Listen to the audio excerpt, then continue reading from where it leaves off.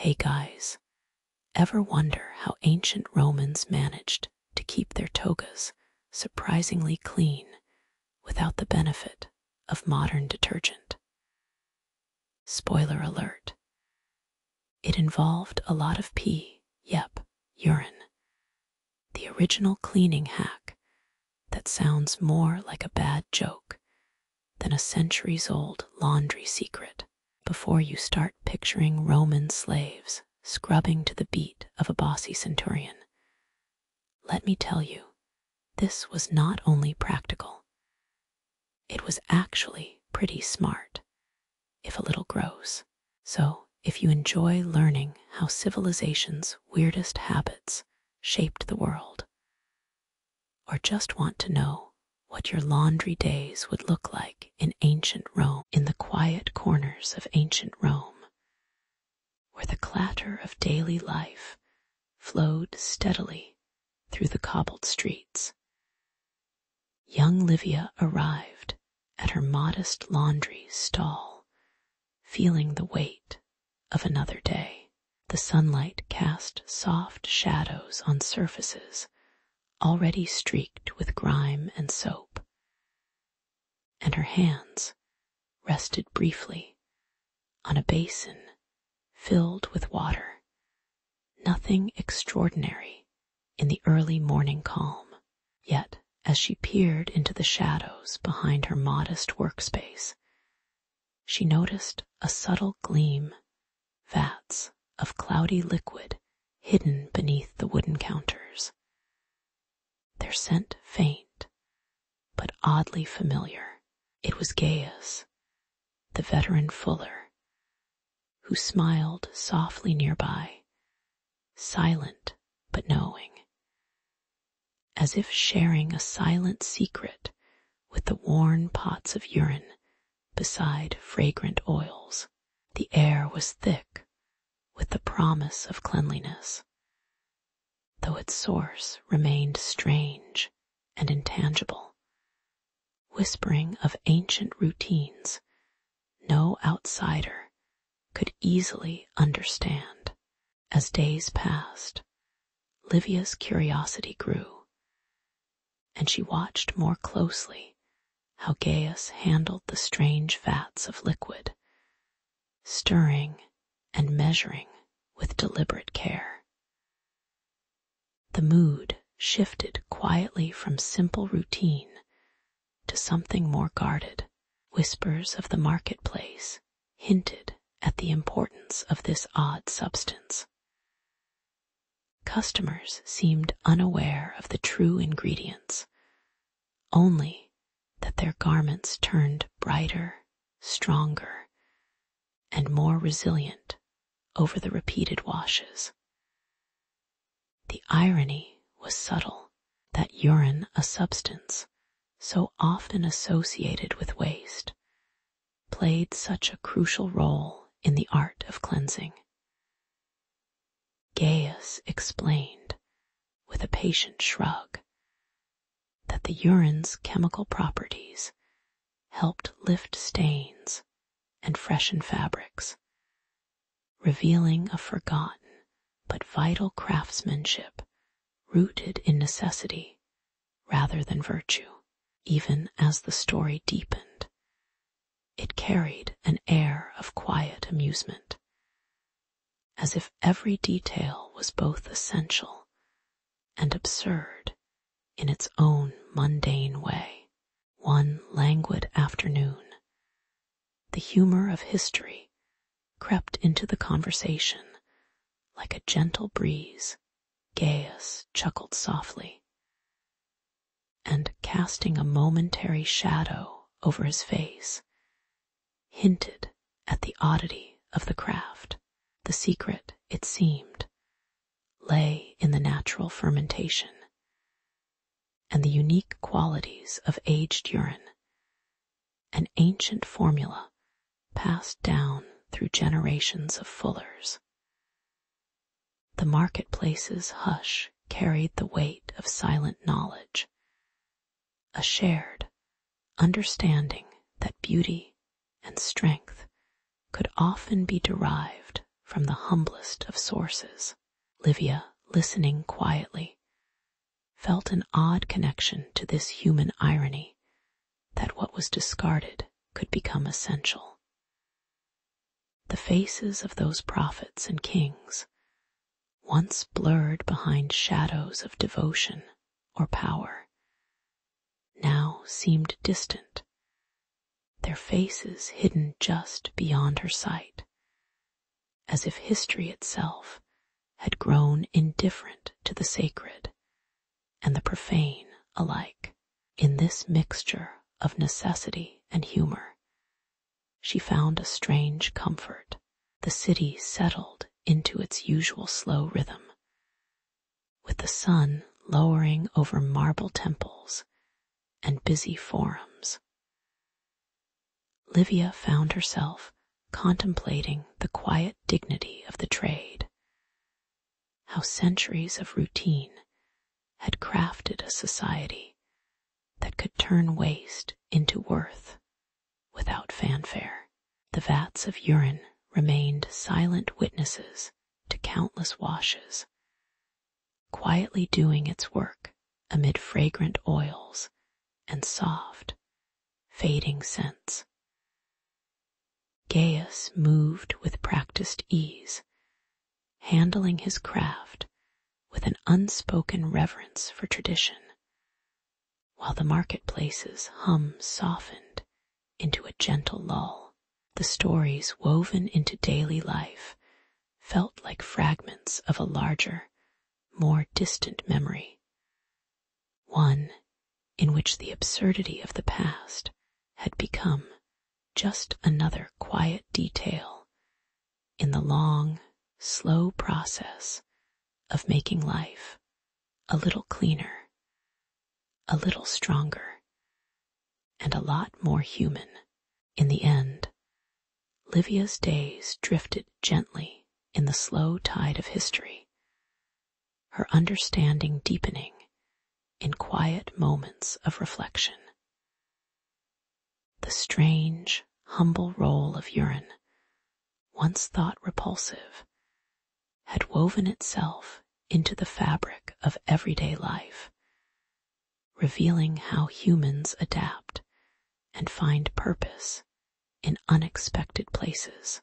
The city of cloaks and secrets made no fuss about such details, only the faint satisfaction that came from participating in a timeless cycle of renewal. As she watched the final light fade behind the distant domes, she felt the quiet poetry of a culture that could elevate such mundane substances to the dignity of craftsmanship. The story, like so many others, was both ordinary and quietly profound, a subtle reminder of humanity's enduring capacity to turn waste into worth. In the quiet dawn of Roman daily life, Gaius gently guided Livia toward the public latrines, where the air was thick with the faint scent of earth and neglected soap. There, amidst the stone troughs, they observed the slow process of urine collection, a resource so ordinary that it hardly drew attention. Amid the hushed sounds of footsteps and distant conversations, Gaius explained how something so simple, urine, was quietly put to work. The idea was not new, but it carried a kind of pragmatic charm. Humans utilizing their own waste to tame the chaos of cloth and dirt. It was an unspoken acknowledgement that survival depended on seeing value in the overlooked, a silent dance of necessity and modest ingenuity. As the sun climbed higher, tension grew when Gaius pointed out the fermentation process. Urine, left to sit and age, released a faint vapor that smelled oddly sharp and tinged with a hint of something almost herbal. The ammonia, they explained quietly, was what made it effective. It dissolved grease and broke down stubborn stains.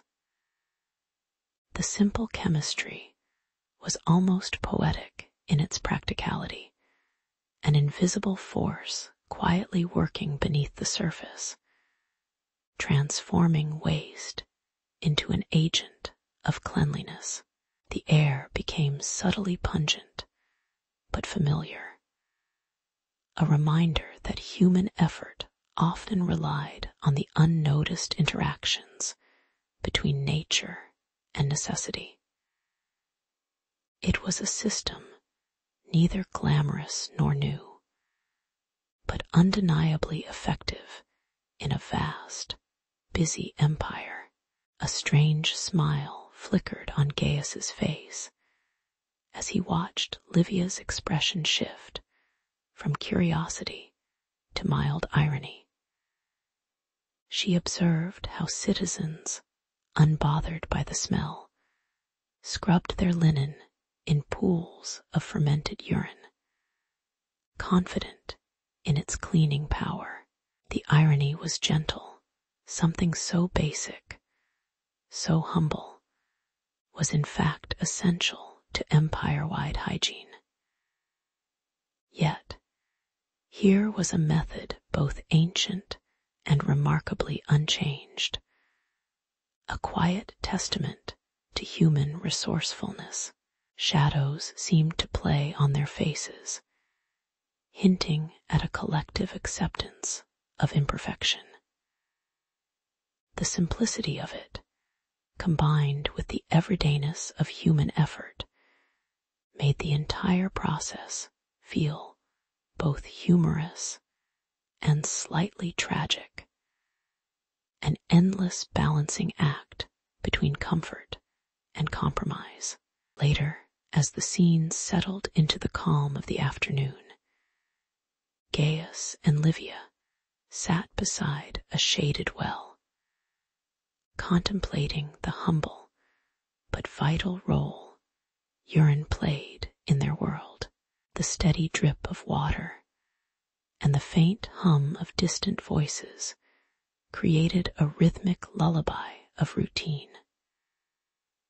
Gaius's voice lowered, and he spoke softly of how this practical chemistry had shaped agriculture, textiles, and daily life.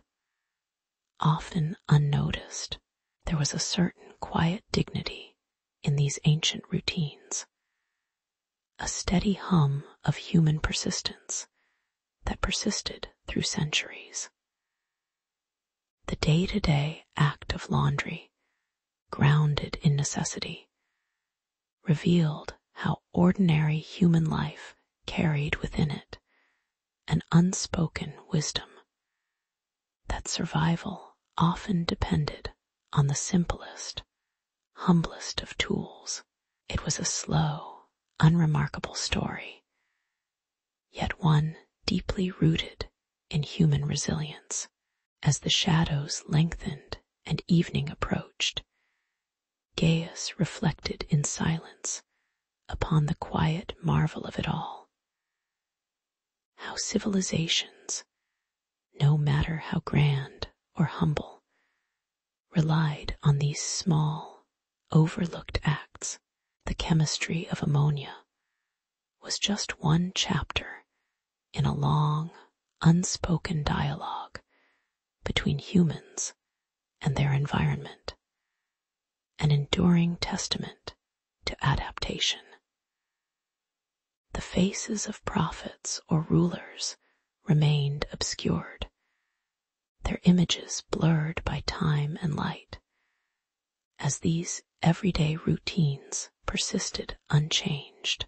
The story of urine and laundry was a gentle reminder that human innovation often thrived not in spectacular moments, but in the unassuming, quiet spaces of daily life. In that stillness, there was a kind of silent grace, an understanding that progress, at its core, is often about making peace with the ordinary. In the quiet days of early imperial Rome, the process of washing clothes was an everyday act rich with quiet purpose. Fullers, the specialized workers who cleaned textiles, relied heavily on a curious ingredient: urine. It flowed through the city's streets in hidden channels, a forgotten byproduct of daily life that somehow kept garments bright and sturdy amidst the steady hum of social routines. This practice was both practical and unremarkable, until the emperor, Vespasian, decided to turn it into a matter of state interest, imposing a tax on urine collection itself, as if this bodily fluid had become a valued commodity in the city's economy. When the tax was announced, a gentle ripple of tension spread through the fullers' workshops and markets. Some workers, who depended on natural urine for their trade, saw their livelihood quietly threatened. The competition stiffened. Fullers argued over who could collect and sell the most, as taxes crept into their daily routines like a slow, inconvenient drizzle. The public's curiosity grew, not stirred by outrage, but by the irony that something so simple, urine, could now be taxed as a vital resource. Among the murmurs, voices questioned whether the emperor was amusing himself or simply trying to fill the coffers of Rome a little more thoroughly. As the debate simmered, the humor of the situation lingered. Here was a mighty empire taxing what everyone needed, turning something so ordinary into a matter of state finance. The phrase, "money doesn't smell," took on a new, ironic meaning. Even the blurrily seen shadow of a prophet or sacred figure couldn't hide the fact that the system was both pragmatic and absurd.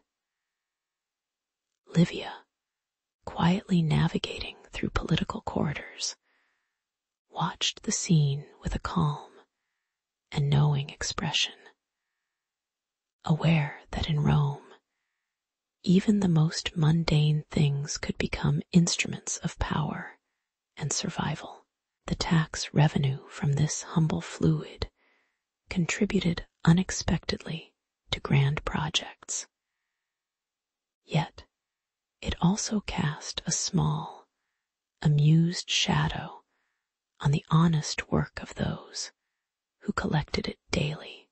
In the slow, measured moments that followed, life found a gentle rhythm. The fullers continued their work, now tinged with the irony of their new burden. The city's undercurrent of humor and resilience persisted as people adapted and joked about the urine tax, a story that would be quietly retold in taverns and baths. The river of everyday life flowed around these peculiar regulations, carrying on with a kind of patience that suited the old, tired stones of Rome. Livia's subtle interventions kept the political intrigue from thickening into chaos, allowing even the most absurd policies to settle into the background of daily existence, like a distant, benign hum. Eventually, history reflected softly on this curious episode, a reminder of how human endeavors often hinge on mundane details. The urine tax, while seemingly trivial, revealed the quiet complexity of managing a vast city full of imperfect, resourceful people. A line from an unseen observer, perhaps blurred by time or light, suggests that humanity's greatest stories are often held in stories like these, ordinary acts, tinged with irony, quietly shaping the course of history. In the calm of reflection, it becomes clear that Rome's empire endured not because of grandiose plans alone, but because it was built, and occasionally humorously taxed, by the simple, unassuming work of everyday lives. In the quiet early mornings of ancient Rome, the city hummed softly as Gaius and Livia prepared to face another day. Their humble workshop, filled with wooden tubs and worn brushes, stood like a small sanctuary of routine. It was an ordinary scene, clothes soaking, hands scrubbing, that somehow carried the weight of an expanding empire caught between practicality and tradition. When the pile of soiled garments grew large, they relied on the peculiar knowledge passed down, using urine as a cleaning agent, a common and accepted practice. It was a sign of their modest ingenuity, rooted in necessity more than science, as they quietly bathed fabrics in the unmistakable scent of life's waste product. Behind these simple acts, the endless turning wheels of civilization seemed to hum along, unbothered by the oddities of human effort. One day, a sudden fire broke out near the fuller's workshop, quickly consuming the wooden racks and leather tools.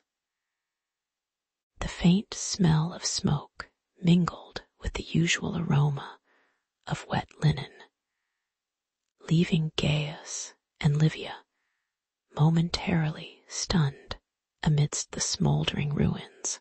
The loss threatened their livelihood and the delicate balance of their routine. Without the fuller's cloth, soldiers might go ununiformed or ill-prepared. As ashes settled and the hum of city life resumed, a quiet tension grew how to restore what was lost, and perhaps how to think differently under pressure. They settled into the slow, deliberate pace of rebuild.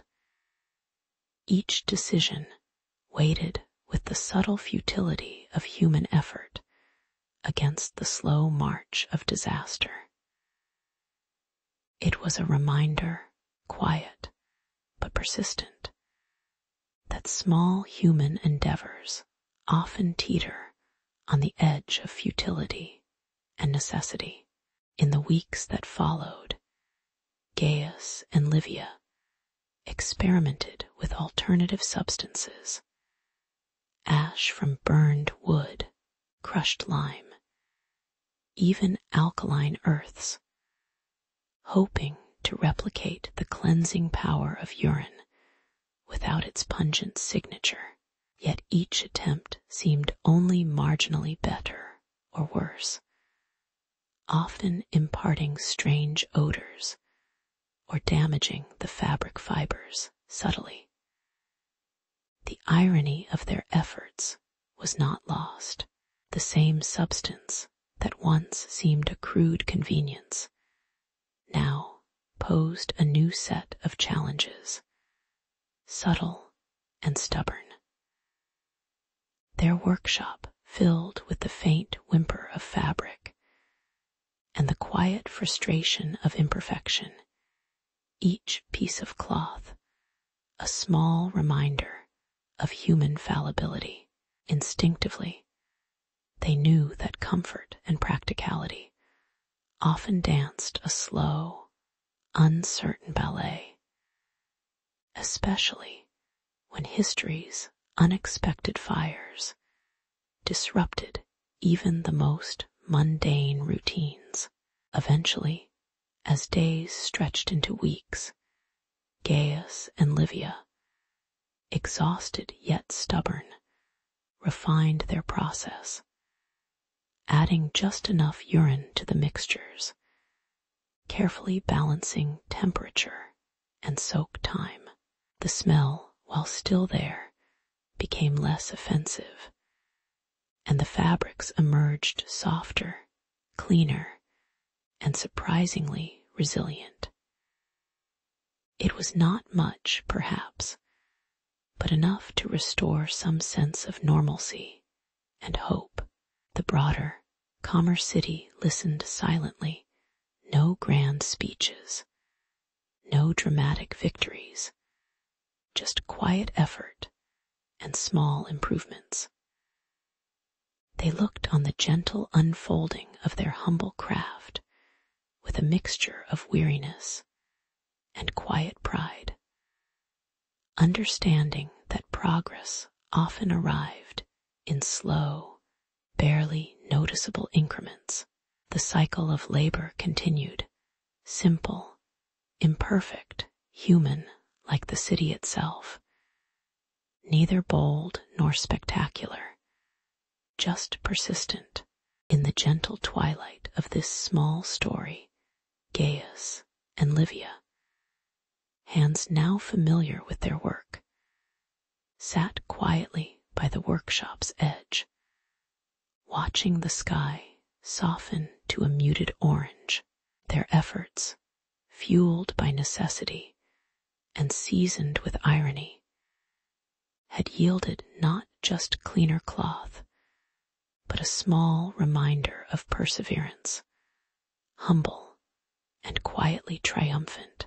The scent of the day lingered faintly, human and familiar, mingling with the soft rustle of linen.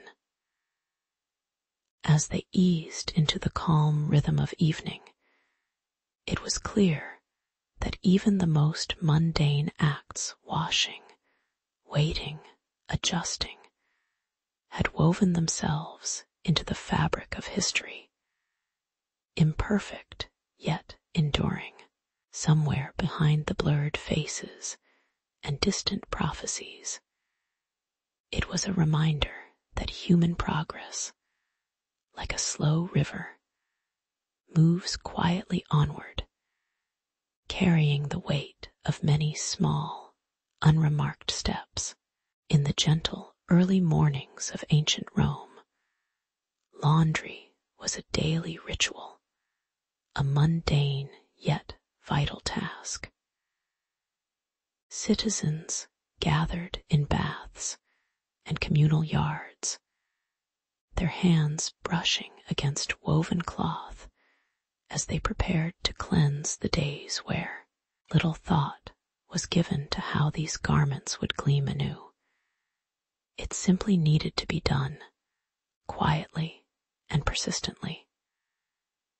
As the city settled into routine, a curious substance began to appear in their washing traditions.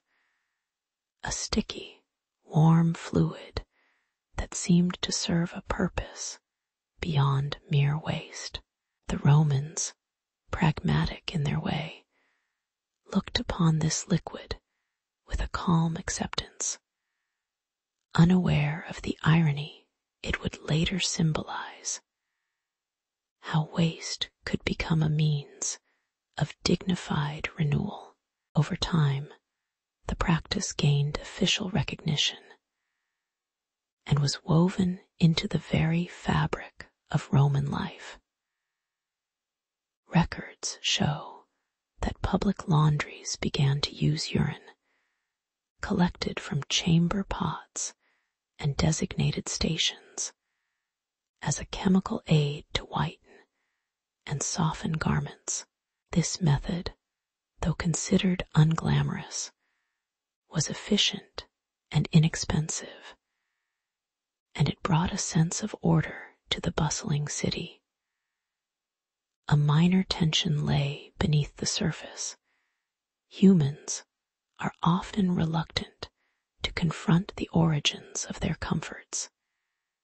Yet the practice persisted quietly, like a background hum of practicality. In the shadows of marble columns, the story of resourcefulness grew, steady and unspoken, as people adapted to what was available with a patience that seemed almost timeless. The irony of it all became a quiet joke, passed from generation to generation. Money doesn't stink, they'd say, a phrase that encapsulated their pragmatic attitude and the strange poetry of their resourcefulness. Romans, ever inventive, turned a humble waste product into a symbol of cleanliness and virtue, bolstered by a touch of societal acceptance. Even as the idea might turn the stomach in a different light, it was woven into the daily rhythm, clothes washed, routines maintained, dignity preserved through necessity. The silent Chinese letter EFUL act of applying urine to linen paralleled the unnoticed resilience of daily life itself, humble, slightly absurd, and silently dignified. In the end, the practice became less about shame and more about survival, a quiet testament to adaptation. As centuries passed, Roman suitcases of memory stored away these quiet truths, and later cultures took note, sometimes with humor, sometimes with skepticism. Yet, the essence remained unchanged. Humans, whether ancient or modern, often find elegance in the practical, comfort in knowing they can adapt. Livia, the empress whispering among shadows and light, might have reflected on how a simple, discarded fluid kept her empire's linen bright and her household in order. Now, with a calm heart, the story settles into quiet history, an odd, understated testament to resourcefulness. It's a lesson in humility, quiet resilience, and the ways in which human beings forge dignity from what is readily available, however unglamorous it may be. And so, in the slow, unwavering flow of time, the legacy of the liquid gold reminds us that innovation often arises from the most unassuming beginnings.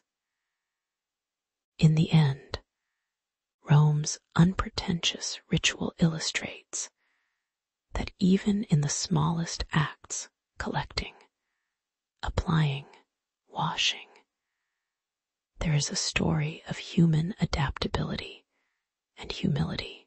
Livia's silent reflection perhaps captured the true import. That dignity does not always come from grandeur, but can be quietly sustained through resourcefulness and acceptance. As we close our eyes to the world's little absurdities, we find that they are, after all, threads in the fabric of human history, soft, enduring, and faintly amusing. In the quiet mornings of Pompeii, Lucius, a young launderman, wandered through the bustling streets, already familiar with the clang of buckets and the scent of wet linen. One day, his curiosity drew him toward a shadowed alley where he noticed a small, unmarked cellar door slightly ajar. Inside, he found a storage space filled with vats of a strange, foul-smelling liquid, urine collected from the city's public rest stations. It was an ordinary scene made strange by the quiet hum of familiarity, the city's pragmatic approach to waste, stored and quietly accumulated. An ordinary boy, observing this spill of human daily life, felt a gentle sense of wonder at the unremarkable ways humans managed their messes. As he lingered, Lucius's eyes caught sight of Gaius, the municipal collector, inspecting the vats with careful, slow movements. Gaius's face was shadowed, blurred even from a distance, as if hiding some secret within his stoic demeanor. The vats were filled with a yellowish liquid, tinged by the wan light filtering through the small windows. Flavia, an older woman who worked nearby, leaned against a wooden table and quietly explained that this pungent fluid was often dismissed as waste, but in truth held a strange kind of power, cleaning power, she said softly, as if privy to some quiet, everyday magic. The tension in the air was subtle, an almost unnoticed realization that this everyday waste might serve a purpose beyond its scent. The mundane process of waste collection carried the weight of unspoken knowledge that humans had always found ways to turn refuse into utility. Lucius, puzzled and somewhat amused, watched as Gaius carefully ladled some of the liquid onto a rag, then scrubbed at a stubborn stain on a piece of cloth. The stain seemed to lift almost effortlessly, the yellowish foam dissolving dirt without much fuss. Flavia chuckled softly, revealing the irony that something so repulsive could be so useful. Gaius's face remained hidden in shadow, but the slow, deliberate motions spoke of experience and quiet confidence. Lucius's thoughts drifted into a quiet irony, how society's most mundane refuse could hold a secret as simple, yet as profound as cleaning. The city's hidden ingenuity seemed both elegant and absurd, a reminder that even waste could serve a purpose in the endless cycle of daily life. In the weeks that followed, Lucius began to see the collection of urine not as an odorous problem, but as a silent staple of city life, an ordinary, uncelebrated resource. The cold, steady rhythm of labor continued, and the vats remained a distant, quiet hum beneath the surface of daily activities. He learned from Flavia that this humble liquid, once fermented and treated, could be employed to wash clothes, whiten linens, and even disinfect. The knowledge settled gently within him, like a soft ripple across still water. History's everyday details, often overlooked, are often the most quietly significant. The scene was now familiar, almost peaceful, a slow acknowledgement that human ingenuity, despite its absurdities, persisted in the mundane. Life in Pompeii, in its quiet, sleepy way, kept turning on small, unseen truths. Standing quietly in the dim cellar, Lucius reflected on the strange journey of the yellow stream. How a simple, unremarkable liquid had traveled from waste to usefulness. The city's routine, its silent adaptation, carried on in a slow, steady rhythm, woven into the fabric of everyday life. He thought of the blurred faces of those who had come before him, figures hidden by shadow, their secrets preserved in the unassuming vats. In the gentle glow of a waning evening, it occurred to him that human progress often lies hidden in small details, in the quiet acceptance of what we might otherwise dismiss. So he lingered a moment longer, listening to the faint sounds of water and the distant murmur of life outside, feeling the serene oddity of it all. Somewhere in the everyday, a quiet story of human resourcefulness and gentle irony had quietly persisted for generations, just waiting to be noticed. Under the pale glow of early evening, Lucius and Flavia sat quietly beside their makeshift laboratory, their hands gently stirring cloudy vessels filled with a mixture that looked more like petty gray soup than any scientific discovery. The air around them carried the faint, pungent promise of transformation, a slowing scent that hinted at discovery rather than disgust. With patience born from many long days, they observed as the fermentation quietly fermented, clouds of foam shifting, bubbling softly, and the faint smell of ammonia beginning to emerge, as if the air itself was quietly awakening. It was an ordinary scene of mundane effort, touched with the quiet hope that perhaps this soiled liquid held something more than mere waste. Somewhere in that same quiet, history was simply waiting to drift further along, unhurried and subtly amused by human persistence. As days blurred into nights, tensions crept into their routine, an outsider's shadow cast over their humble work.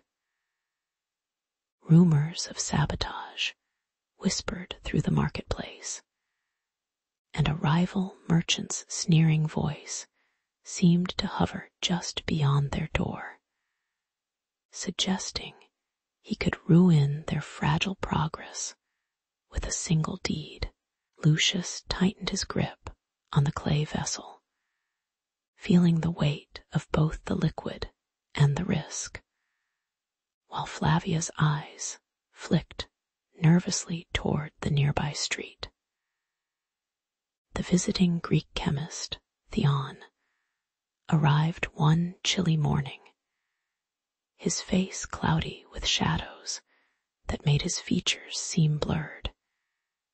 Yet his voice carried a knowing tone as he explained the alchemical roots of their compound.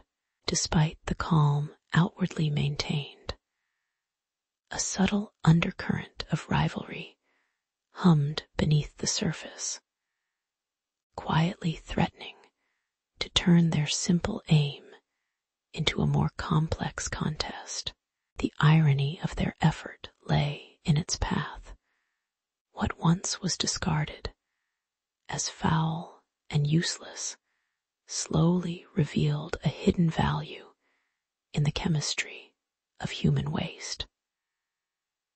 The rivals' scheming hands had unwittingly played into their purpose, for in their attempt to overturn the process, they only underscored its significance. Flavia, watching the modest bubbling fluid, whispered quietly, almost amused, about how something so pungent could become the foundation for cleanliness.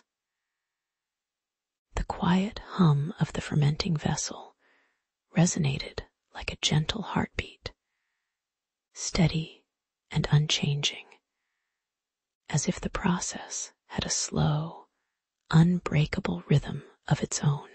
With patience, they weathered the subtle irony that history's truths often lie in the most mundane and overlooked places, waiting quietly for their moment to be understood. Over time, the laboratory grew calmer. The threat of sabotage faded into nothing more than distant shadows cast by passing traders, and the faint echo of footsteps on stone. Lucius and Flavia continued their work, watching the cloudy liquid darken and shift from foul to functional, their initial curiosity settling into a gentle sense of familiarity.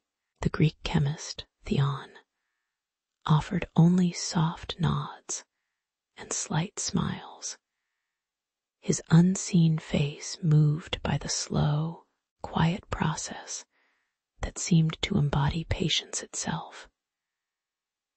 In the subdued evening light, their small achievement felt like a quiet act of persistence, human effort gently pushing forward against the slow tide of change, without flourish or fanfare. They understood, perhaps more than anyone, that history was made not by grand moments, but by slow, measured acts. Reflecting late into the night, Lucius and Flavia regarded their modest vessel with a kind of worn contentment, aware that in this simple transformation lay a fragment of human ingenuity, small yet significant. The chemical change from waste to wash, so subtle, so unremarkable to many, reminded them that even in the ordinary there is a quiet dignity. The blurred figure of Theon, as if dissolving into the shadowy background, seemed to approve in silence. They knew their journey was just one step among countless others, a slow weaving of progress that only time and patience could nurture. As they finally turned to rest, the faint scent of ammonia lingered, not as a smell of waste, but of a quiet human story quietly unfolding amid the daily grind. In the quiet moments of early morning, Lucius stood before the open vats, sunlight spilling softly over the murky liquid that held both promise and disdain. The city's people had long considered urine collection a mundane task. Yet beneath its simple surface, there was a subtle hope that something useful might emerge. As Roman officials debated the morality of such a dirty trade, Lucius felt a calm acceptance settle over him, knowing that even the most humble resources could forge value. The clang of nearby tools and the muffled chatter of workers became a background hum in his slow, patient routine. Despite the skepticism, he believed that this odd mixture, ammonia from urine, combined with ash and oil, could someday serve some noble purpose, or at least make a small difference in their daily lives. But then came the tension. Public disgust grew, and rumors of foul smells wafting through the forum made many turn away with furrowed brows. A decree hit the books, forbidding open vats in public spaces. They feared contamination, stench, and civic decay. Lucius watched cautiously as guards began sealing the processing stations, their broad hands fastening covers over the once-open containers. The challenge shifted from collection to innovation. Now he had to devise sealed containers capable of holding the pungent mixture without spilling or offending the senses. The pressure was subtle but persistent, a quiet reminder that progress often had to hide itself behind layers of necessity and modesty. Yet within this ban, a small spark of irony flickered, that their ordinary waste could become a tool of cleanliness, even if only in secret. With the constraints in place, Lucius experimented with combining the ammonia-rich concoction with ash and oil, trying to find the right balance, thick, potent, and most importantly, contained. The mixing was slow, the smell faint but persistent, like a distant reminder of the city's refuse. Sometimes he would pause, glancing at the mixture, amused by how such mundane substances could transform into something unexpectedly valuable. He pressed the sealed lids down carefully, mindful of tiny gaps, aware that even the smallest flaw could undo his efforts. The irony lingered. The very thing that had once been despised, the urine, was now the cornerstone of a cleansing agent, appreciated by those who still believed in the power of humble beginnings. It was a quiet act of defiance, wrapped in the mundane rituals of daily labor. As the days passed, the new detergent prototype proved itself capable of restoring the brightness to dirty togas. Its faint smell, a testament to the strange alchemy at work. The elite senators, once suspicious of the idea, began to notice how their garments gleamed after a wash with Lucius's secret mixture. They would nod slightly, perhaps more out of politeness than conviction, as the city's whispers of disapproval faded into a distant hum. Lucius, observing from the shadows of his modest workshop, felt a gentle sense of calm settle over him. Progress, after all, was often quiet and uncelebrated. The work was imperfect, yet it endured beneath layers of bureaucracy and disdain. In a city that thrived on spectacle, it was these small, unremarkable acts that carried quiet dignity. Now, in the slow gathering dusk of the day, Lucius reflected on how even the vilest substances had found a place in human endeavor, reminding himself that progress often moved with quiet patience. The city's opposition had not entirely vanished, but the ingenuity persisted, tucked away behind sealed doors and everyday routines. His story was, like so many others, a gentle reminder that human imperfection and perseverance coexisted, sometimes with a touch of irony, sometimes with a faint sigh of resignation.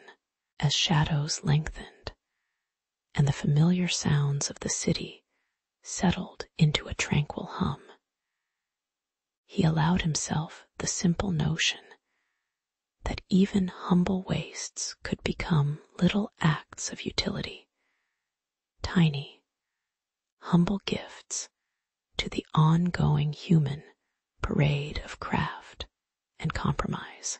In the quiet twilight of ancient Rome, the bustling bathhouse stood as a simple monument to daily routine.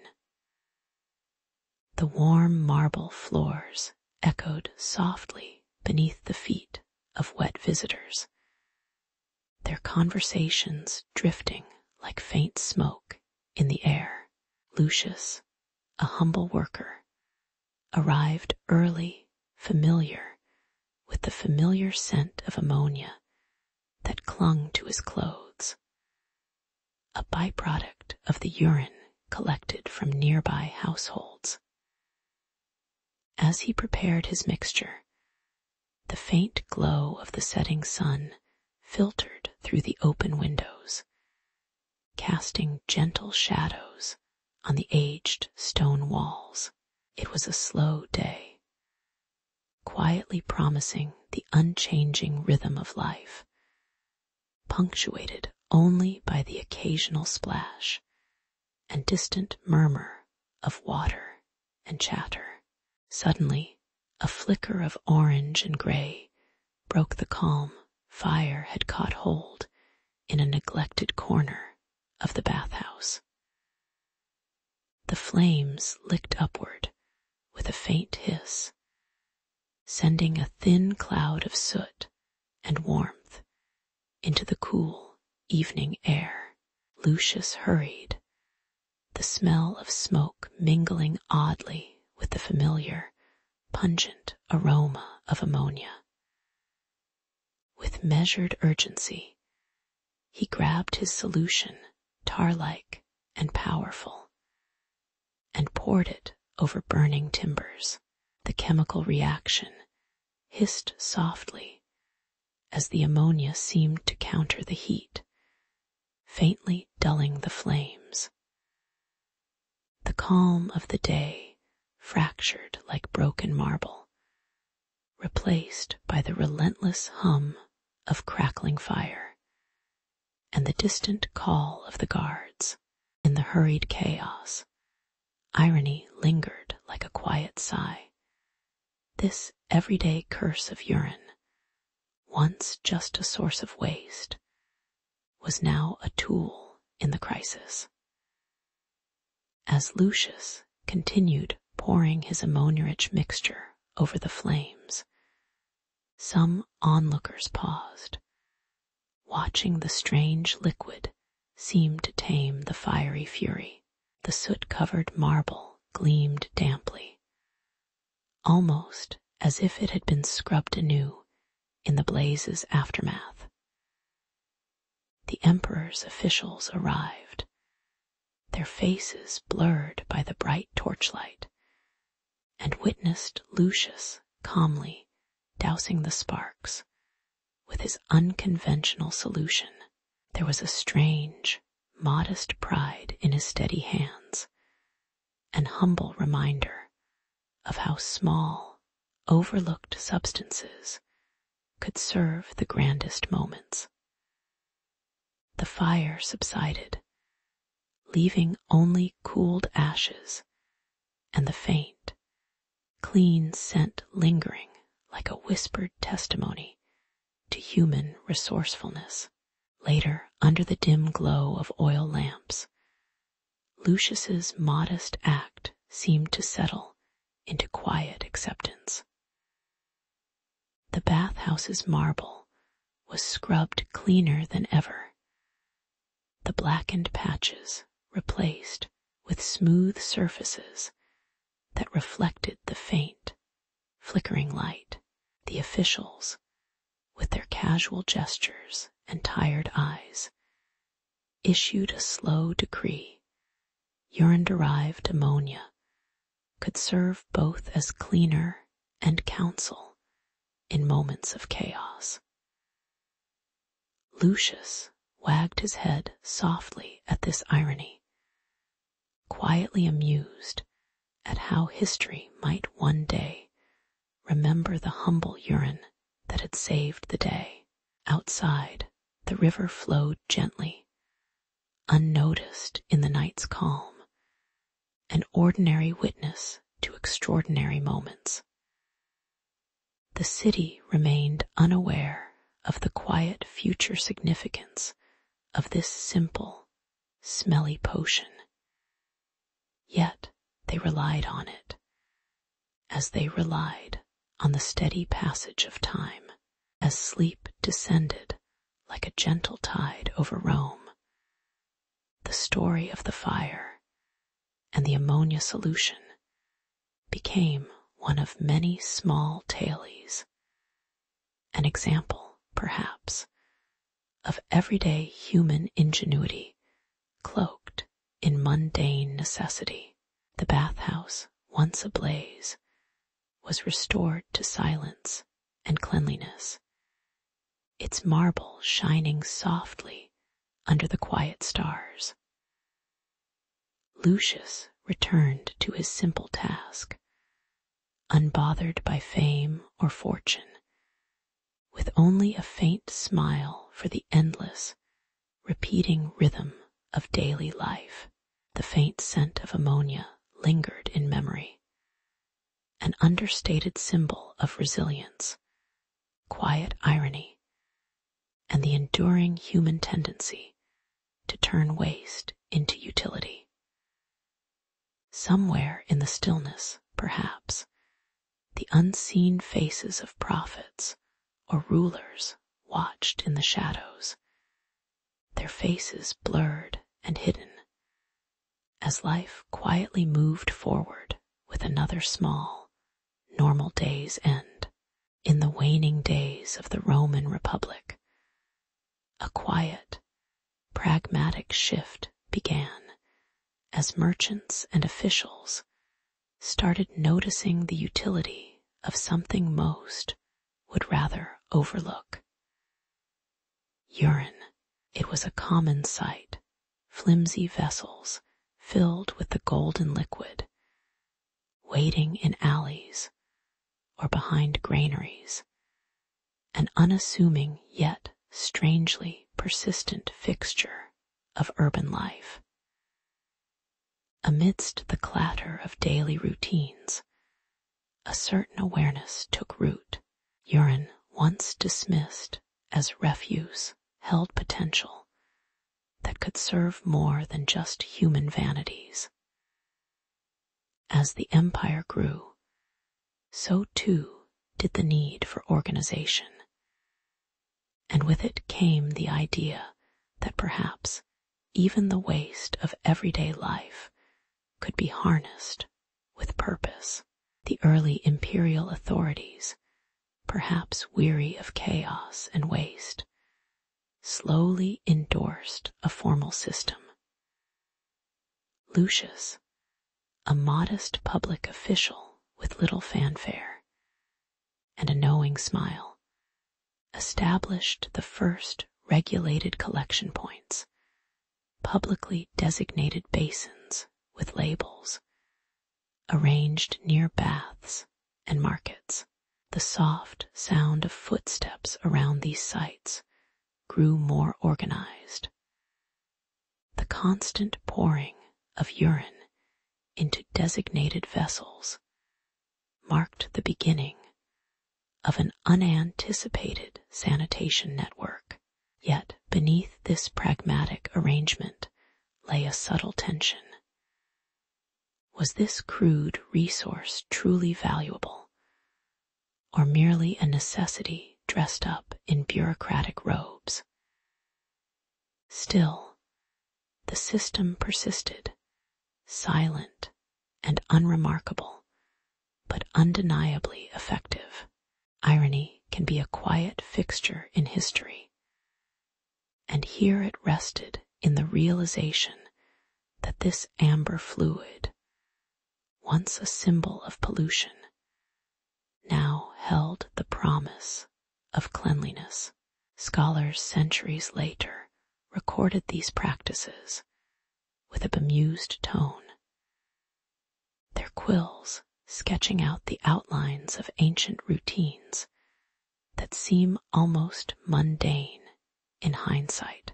Tales of slaves hauling vessels of urine to distant workshops, and of heated debates over whether this cheap, abundant ammonia was fit for laundering looms and togas alike. These details evoke a humbling picture of human ingenuity, laced with a touch of irony. The very waste that the Romans once cursed turned into a cornerstone of hygiene, quietly transforming the nature of cleanliness itself. As time moved on, the practice settled into a tranquil rhythm. The collection points became part of the fabric of daily life, almost unnoticed anymore. The workers, with gentle patience, poured the pungent liquid into large tubs, where whiffs of ammonia rose lazily in the warm air. The scene was oddly calming, almost meditative, as the simple act of gathering and repurposing waste paid silent tribute to human adaptability. Meanwhile, ancient scholars, sitting in shadowed corners of libraries, recorded these methods with vague amusement, content that their predecessors had found value in the humblest of substances. The old simplicity brought a quiet sense of continuity, an unspoken acknowledgement that even the most mundane details cling to stories worth remembering.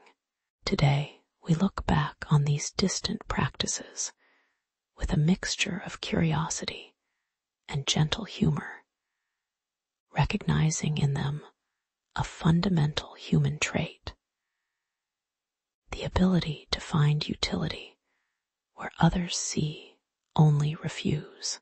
The story of urine turned cleaning agent, once marked by imperial oversight and humble labor, now lives on in the roots of modern chemistry, an unintended legacy of practicality and patience. As scholars sift through ancient texts and fragments, the quiet, unremarkable routine echoes still, reminding us that change often begins in the small, overlooked moments. In a way, the golden suds of Rome whisper softly across the centuries, a testament to human resourcefulness and the enduring charm of everyday routines. In the quiet streets of Rome, amid the gentle hum of daily life, a young man named Lucius wandered through the marketplace, curious about the many peculiar sights around him. He noticed a cluster of men collecting small jars filled with a yellowish liquid, their faces shaded beneath wide-brimmed hats, seemingly unconcerned with the mundane tasks. It was here, amidst the slow procession of merchant carts and strolling citizens, that Lucius first learned of the humble and overlooked resource, urine, as a practical commodity. The air carried the faint smell of earth and waste, blending into the city's familiar tapestry of sounds and scents. For Lucius, the discovery was neither shocking nor exciting. It was simply another small detail, quietly woven into the fabric of Rome's ongoing, unhurried life. He approached an older man, Gaius, known among others as a seasoned fuller, softly observing the routine with a calm patience. Gaius explained in a slow, measured tone how urine was essential for the craft of cleaning and bleaching clothes, a vital, if somewhat unglamorous, part of the city's textile industry. As Gaius touched a wooden vat, he noted that collecting sufficient urine required a steady effort, and that the city's officials had begun to see this resource as something worth regulating and taxing. The conversation lingered on the simple yet surprising fact that all these small jars of urine contributed to a burgeoning economy, invisible yet indispensable. Lucius listened, realizing that beneath the surface of ordinary life, there was often an unseen thread tying everything together, quietly fueling the wheels of commerce. Later, as Lucius watched workers dip their cloths into the vats, the irony dawned gently.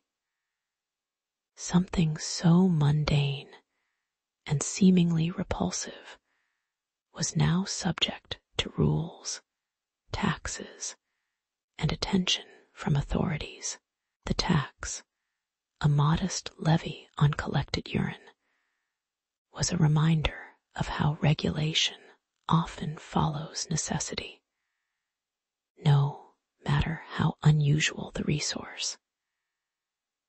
Gaius chuckled softly, reflecting on how humans turned even the most ordinary substances into pieces of civic ingenuity, with a note of dry humor in his voice. The city's officials, perhaps slightly amused themselves, had begun to tally jars, marking a curious moment in Rome's bureaucratic history, one where waste became wealth, or at least a small but important part of the city's treasury. The rhythm of daily work persisted, quietly grounded in this peculiar exchange of human effort and government interest. In the calm of an afternoon, Lucius watched the slow yielding of the day into evening, a gentle reminder that change often arrived in small, unremarkable ways. The workers, now familiar with the routine, moved like shadows, dipping cloths and filling jars, while the city's taxes of urine accumulated without fanfare. Gaius, with his steady hands and kindly eyes, seemed content with the quiet continuity of their craft. The story of urine and taxation, once a novelty, had become part of this fabric, just another thread in the ongoing, slow tapestry of Roman life. As dusk settled, the market stalls thinned, and the city's pulse slowed. Something profound lingered. The silent acknowledgement that even the humblest resources could shape governance and commerce if looked at with patience and a careful eye. Looking back, it was perhaps fitting that in a city built on empire and ambition, the smallest of commodities, urine, had quietly contributed to its daily rhythm. Gaius's face, shadowed and blurred by the evening light, resembled that of countless others who had diligently performed their tasks without fuss or fanfare.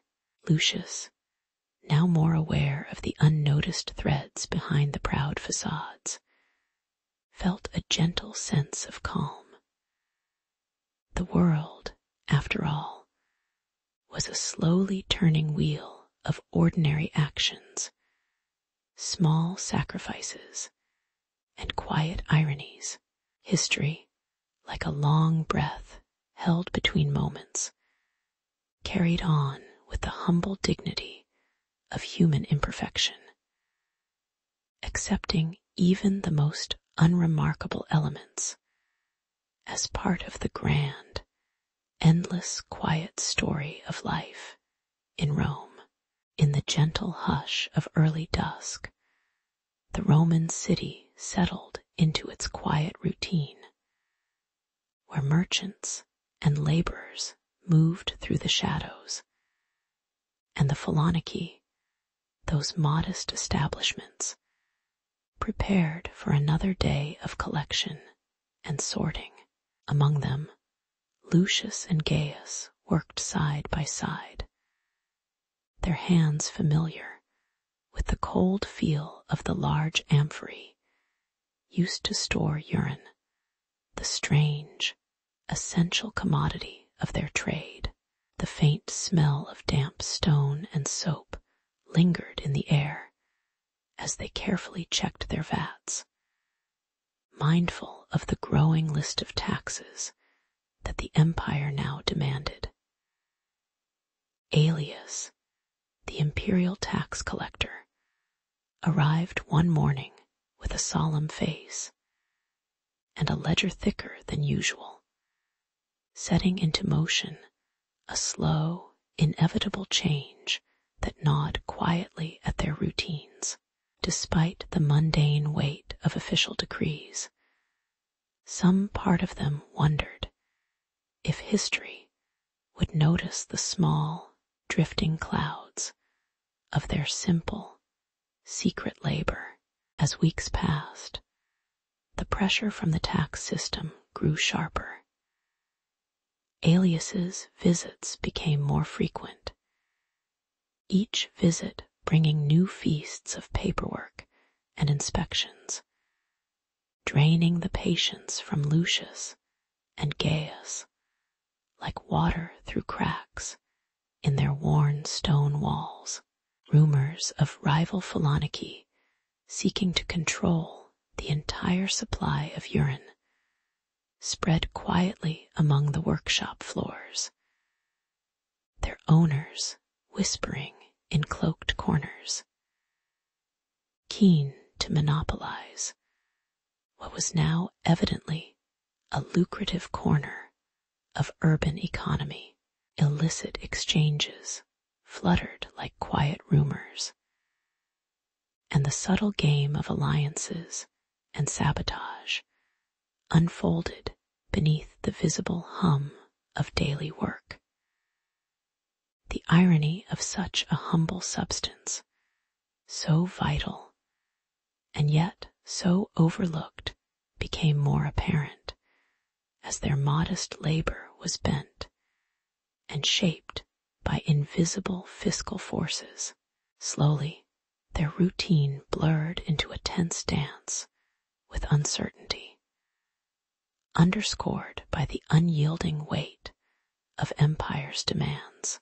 In the stillness that followed, the Phalaniki trudged on through their daily tasks, the pursuit of profit shadowed by the nagging irony that urine, so commonplace, could command such fervor and regulation. Gaius jested softly about the absurdity of it, all the invisible wealth flowing away from them into the empire's coffers, leaving behind only faint stains on their hands and worn floors. Outside, the city's distant clatter persisted, indifferent to the quiet machinations below.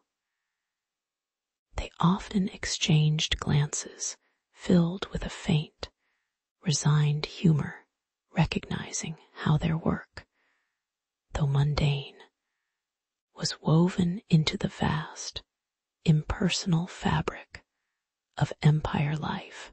Even the unseen figures of magistrates and tax officials, faces blurred and half shielded by the forgiving light, seemed absorbed in their own distant, unlamented tasks, an endless procession of human effort and bureaucratic inertia.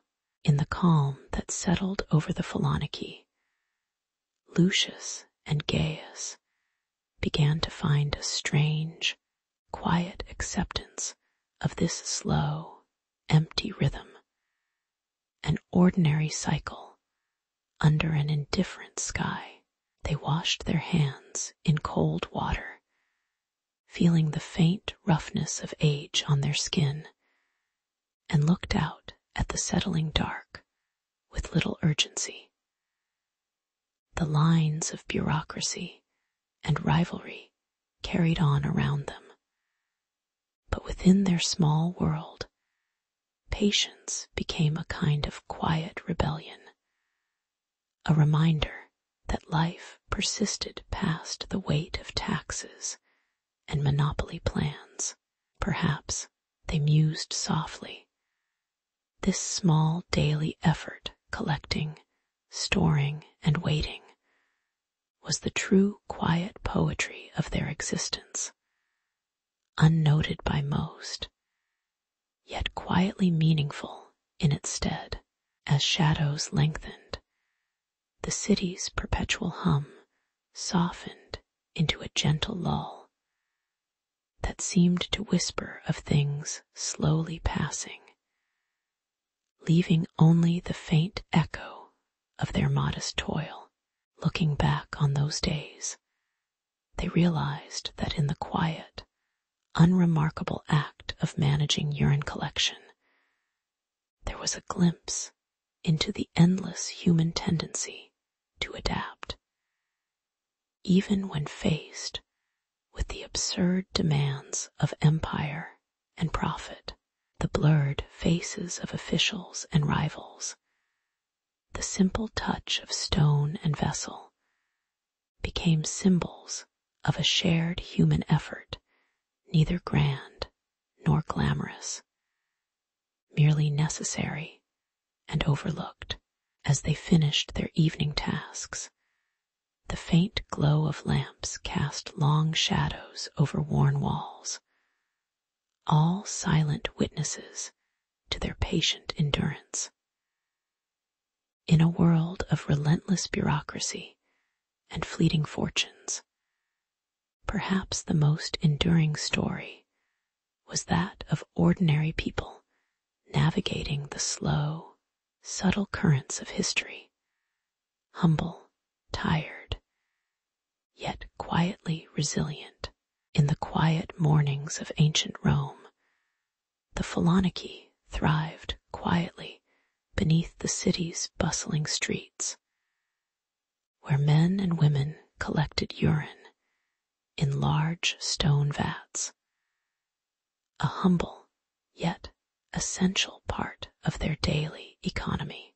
The collection of this liquid, seemingly mundane, was vital for the fullers who used it to clean and whiten clothing, giving garments their brightness.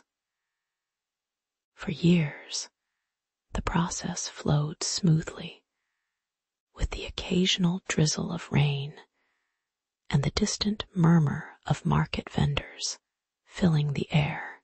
The community accepted this strange necessity, unaware that even such quiet routines could harbor small disputes or subtle tensions.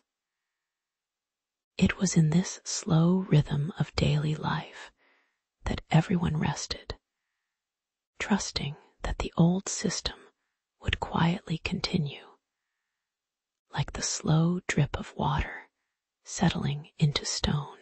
One morning, as the sun cast a soft orange glow over the marble and brick, the main urine vats were found with their contents mysteriously drained overnight. The fullers gathered around, exchanging bemused glances, their hands feeling the cool, dry stones where liquid should have been. Rumors soon spread, whispering of sabotage, a deliberate act that threatened their livelihood and the entire tax system that depended on the urine's collection. Suspicion grew slowly, like a quiet storm in the background, with some whispering about disgruntled workers, others about rival guilds. The city's administrative figures, cloaked in shadow and light, began to look into the matter, their faces obscured, their intentions unclear. Beneath the surface, a subtle game of trust and betrayal was unfolding, unnoticed by most, but crucial for the quiet economy of urine and taxation. As investigations progressed, it became clear that the sabotage was not random, but part of a carefully plotted conspiracy. Rumors circulated of a competing guild eager to undermine the fullers, perhaps to divert tax revenues or to weaken the traditional trade. Behind the scenes, corrupt officials filtered information and perhaps turned a blind eye, as if the system's flaws were as natural as the aging of the stone vats. Evidence pointed to coordinated efforts, with small teams sneaking into the sewer channels and tampering with the collection points, all in pursuit of some hidden advantage. The irony was sharp. An ancient economy built on such a humble, everyday substance had become a pawn in a game of power and greed.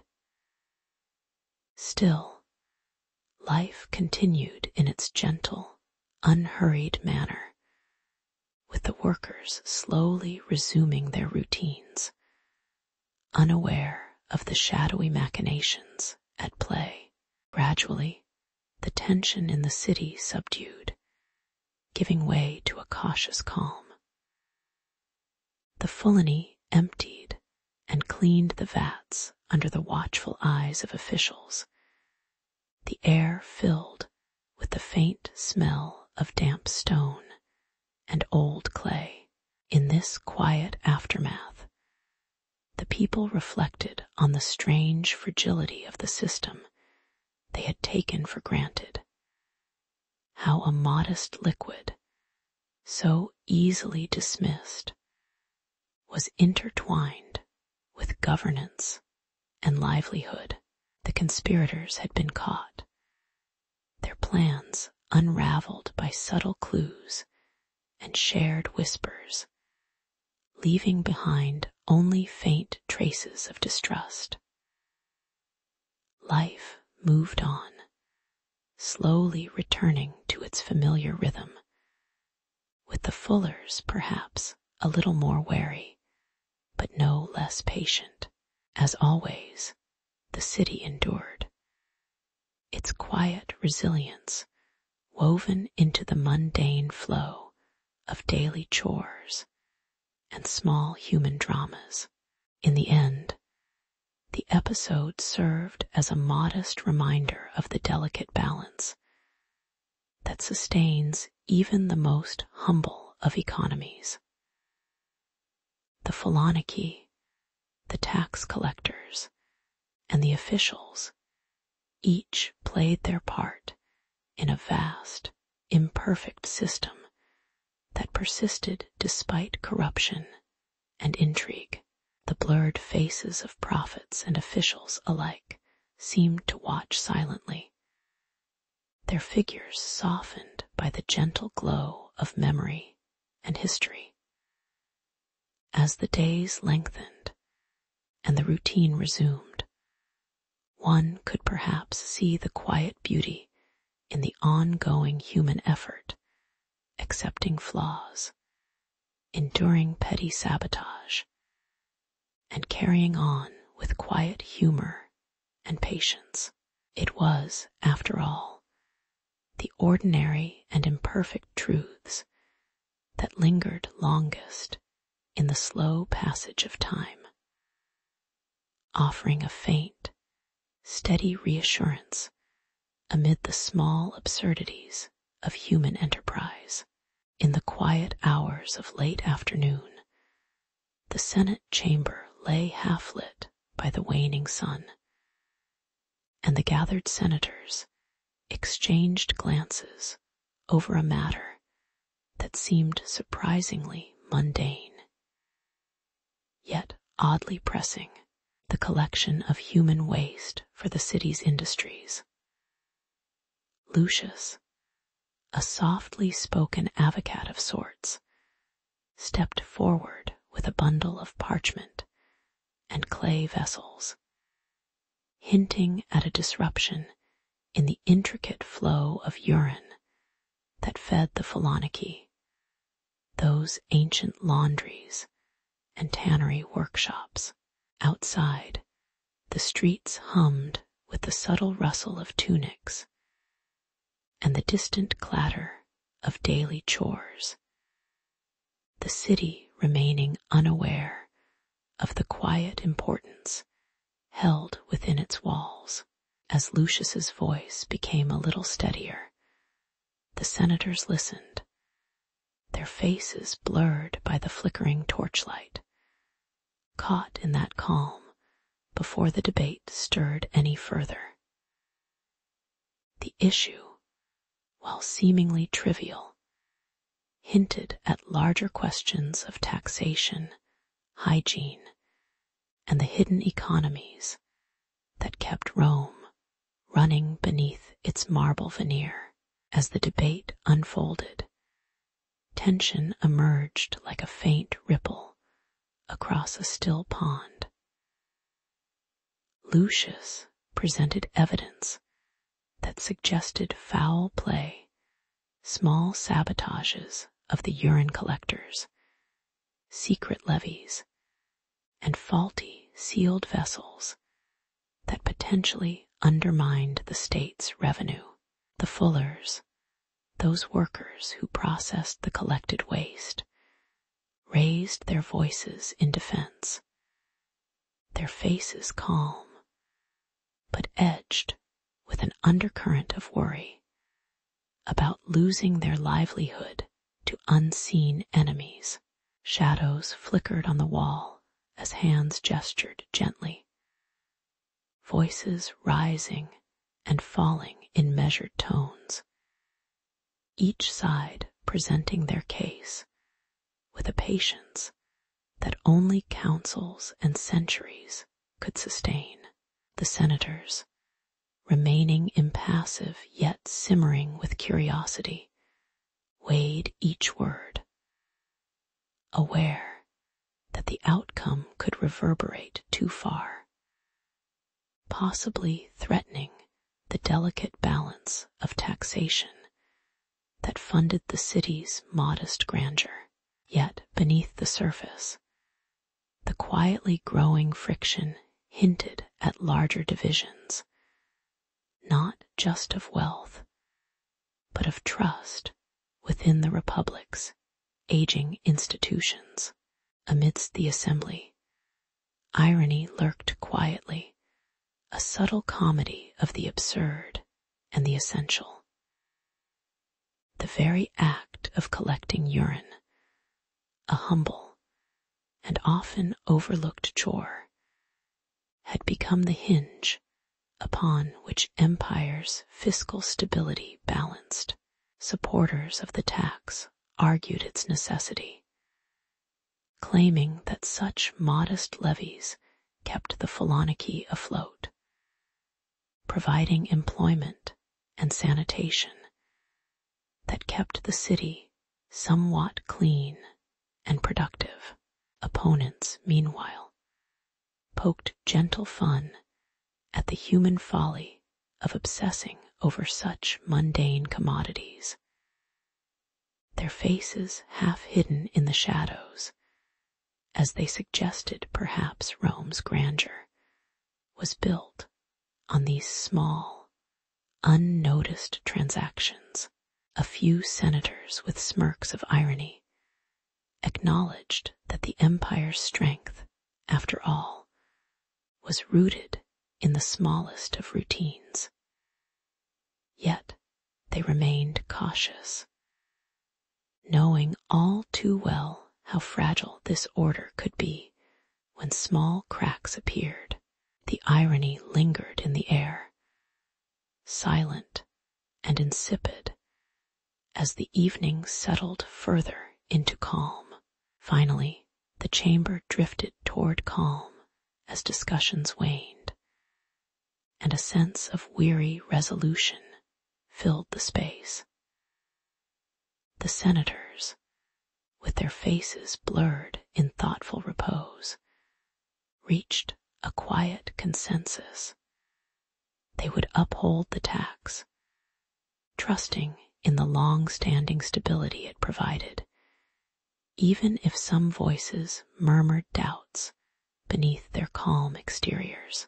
Lucius, with a measured nod, acknowledged the prudence of maintaining the status quo, while the Fullers returned to their work, their faces relaxed and contemplative, aware that their livelihoods had just survived another quiet test. The chamber grew still, the echoes of spoken words softening into a gentle hum, almost melodious in its ordinariness. Outside, the city's pulse remained steady, unbothered by the small storm within the marble walls, as the night drew gently over Rome, unhurried and certain in its slow, endless rhythm. In the quiet aftermath, one could reflect on how history often hinges on moments as inconspicuous as the debate over urine taxes, quietly woven into the fabric of daily life. The senators, with their faces still blurred by the passing shadows, had made a decision not for grandeur, but for continuity, trusting that small, overlooked transactions sustained a vast empire. The phalanarchy continued their work, the city's hidden economy humming beneath the surface, unnoticed yet vital. Perhaps this story, like many others, reminds us that even the most mundane routines carry weight, and that stability often depends on the calm acceptance of tiny details. As the lamps flickered, casting a warm glow over ancient stone. The slow, measured breath of Rome persisted silent, enduring, quietly amused at the human effort to find significance in the smallest of things. In the quiet corridors of Rome's bustling marketplaces, the humble act of urine collection had, over time, become an ordinary, yet essential part of daily life.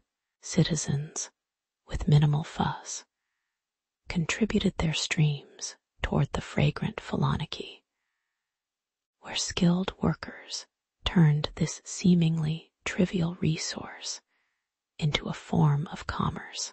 The authorities, seeking new ways to bolster public funds without imposing heavy burdens, turned a curious eye toward this liquid asset, recognizing its quiet utility.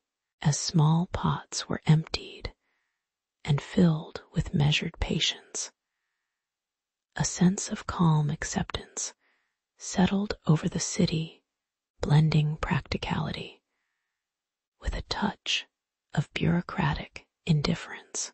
The sun dipped low, casting long shadows over terracotta roofs, as ordinary Romans continued their routines, unaware that their suppression or release of urine was quietly shaping the empire's infrastructure. Yet, with the increasing reliance on urine, questions began to stir beneath the surface of this pragmatic economy.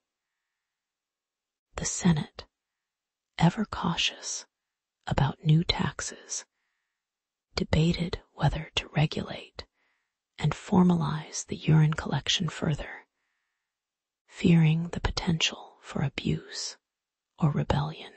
A new tax, modest yet persistent, was drafted, and a measure of tension infiltrated the air. Was this a fair share for a resource so basic? Public Phaloniki thrived under official supervision, their workers meticulously sorting, fermenting, and transforming these small daily inputs into useful chemicals. The irony of it all, something as mundane as urine supporting grand aqueducts and public baths, became almost poetic in its quiet absurdity. Life in Rome, as ever, moved on, patiently balancing the absurd with the essential, the trivial with the vital. As the urine tax took hold, a strange sort of pride emerged within the Phallonica workers, among whom Lucius now found himself an overseer, a role both humble and strangely esteemed. His days were filled with the steady clatter of vessels and the faint scent of ammonia, a smell that seemed to cling to his skin like a badge of service. Ironically, the man who once regarded urine as an inconvenient task now watched over a thriving enterprise, its profits funneling into the very infrastructure that kept Rome's complex life afloat. The city's silent, sluggish flow, be it water, commerce, or taxes, moved onward, often unnoticed by those distant, blurred images of prophets or senators, their faces obscured by shadow or light.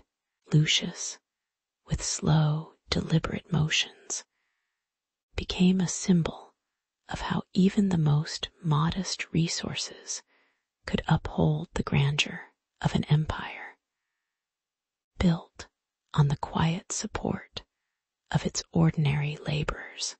With the reforms in place, and the Phalanike prospering. A calm settled over the city's rhythm, like a gentle tide. The urine tax, now normalized, reminded everyone of their shared, unspoken reliance on everyday substances and small acts.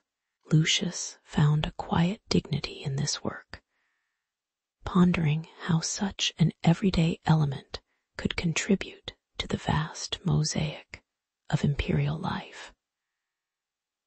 Outside, the laborers returned home as the last light faded, their faces relaxed or tired, bearing the evidence of their contribution, small, steady, unremarkable. The city, with its hum of carts and distant conversations, hummed along predictable and peaceful. The irony of its dependency on urine lingering like a faint, amused whisper in the back of history's mind. It was all so ordinary, yet undeniably essential, woven into the fabric of Rome's enduring stability. In the slow, contemplative quiet of history's long shadow, one might see in this story a reflection on human resilience and the subtle mechanics of societal support.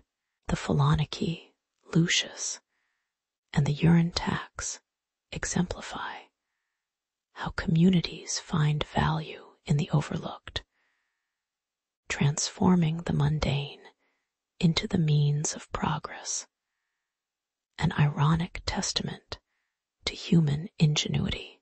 Perhaps, in these modest transactions, there lives a quiet moral, that even in the most seemingly insignificant acts, there exists a small but vital thread holding the vast tapestry together. As the city sinks into the peaceful darkness of night, it is easy to imagine the silent, constant flow of resources, be they water, commerce, or stories, moving ever onward, unnoticed yet vital. The faces of prophets remain unseen, their roles diminished to flickers of light and shadow, while ordinary Romans continue gently, unknowingly, shaping the course of history, one slow act at a time.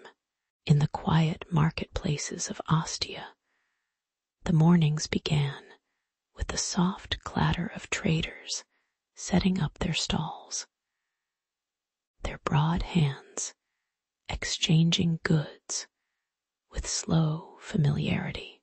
Among the bustling crowd, young Lucius moved carefully, his eyes just above the noise, tasked with collecting taxes from the assorted vendors.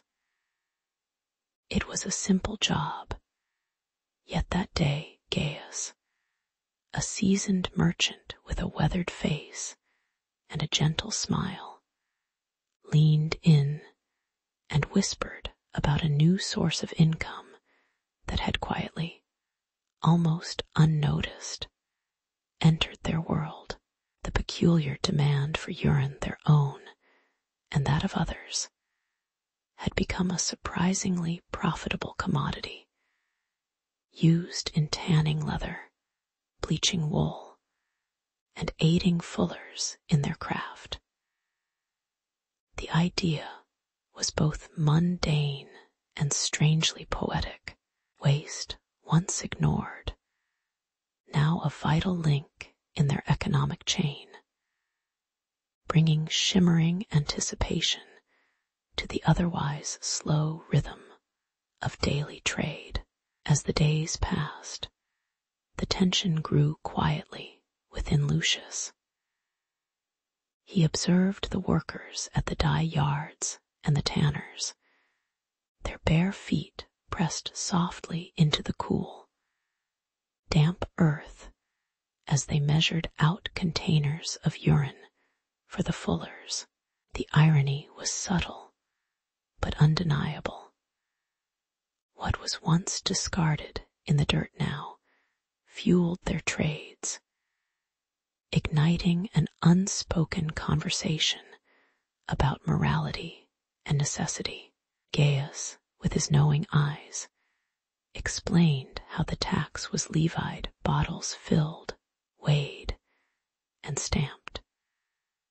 A steady flow of small revenue passing into the imperial coffers. Yet, beneath the surface, Lucius felt a flicker of uncertainty, as if each coin earned was slightly tarnished by its humble origin. The marketplace, once a simple place of barter, now hummed with the quiet hum of human ingenuity and modest greed. Soon, the irony of the situation became almost palpable. A commodity so humble could command formal tariffs, and the very act of collecting waste turned into a matter of state interest. Traders, bakers, and fullers silently acknowledged the strange new economy. They poured urine with a certain resigned efficiency, their faces blurred by the warm glow of late dusk. Lucius chuckled softly under his breath as he learned that even prophets' images, faintly visible in distant temples, remained indifferent to the quietly flowing stream of commerce they had helped to monetize. The mud-stained hands of the workers, the muffled sounds of conversation, the faint smell of tannery byproducts, all wove together into a tapestry that felt both grounded and absurd. Here, human inventions and simple wastes intertwined, weaving a story of necessity wrapped in mundane absurdity. During the calm hours of the late afternoon, Lucius found himself watching the steady rhythm of the market, the slow, deliberate motions of vendors, the distant sounds of water dripping from stone vats. The story of urine, once just waste, now a taxed resource, had settled into the quiet backwaters of their lives. Gaius, ever the quiet observer, nodded in approval toward the modest prosperity it brought without much fuss or fanfare. Lucius's thoughts drifted toward the unseen figures of prophets, their faces hidden by shadows or light, aware yet unaffected by such mundane transactions. Both the sacred and the profane existed side by side, marked by routine and quiet irony. They chuckled at human capacity to extract value from even the most unlikely sources. The world kept turning in its slow, predictable manner, wrapped in the gentle hum of the ordinary. As dusk settled and the marketplace grew still, Lucius reflected quietly on the strange journey they had begun. The humble waste, once discarded and ignored, had quietly transformed into a cornerstone of local economy, reminding everyone how the human story is often woven through small, unnoticed threads. The answer, perhaps, was in accepting the quiet absurdity and seeing the dignity in everyday acts, no matter how mundane. The blurred faces of prophets, the gentle touch of workers, and the slow flowing stream of commerce all shared the same unspoken truth. Human life, in its imperfect simplicity, quietly persists. The setting sun cast a gentle orange hue over the city, a timeless reminder that even in the most unlikely moments, life moves forward with a sleepy, gentle patience. In the quiet early hours of the Roman city, the faint clang of metal tools echoed softly as workers prepared to collect waste from the public latrines. The process was simple, yet organized. Citizens, with only mild reluctance, approached the stone channels and released their daily burden into shallow pits. Beneath the communal surfaces, a network of containers and pipes awaited their fill, promising a subtle but steady flow of what was, perhaps unwittingly, economic nourishment for the empire. The faint smell of damp clay and aging linen lingered in the air, a reminder of human routine layered with the quiet promise of profit. It was an ordinary start to an unusual trade, where everyday human waste became the first step in a long, slow journey toward wealth. As daylight grew stronger, the collection process became more precise. Organized teams, clad in simple tunics and leather aprons, moved quietly through the city streets, checking and emptying the latrine stations into large clay jars. Their hands, rough but careful, transferred the liquid into ossuary-like vats, situated discreetly behind market stalls or in hidden alleyways. The citizens looked on with mild discomfort, some averting their eyes, others pretending not to notice the hurried conversations about taxation and profit extraction. The social stigma of handling piss persisted, even as the economic value became undeniable. The effort to keep the operation afloat was a delicate dance between necessity and propriety, largely unseen but ever present. The irony of the situation was almost palpable.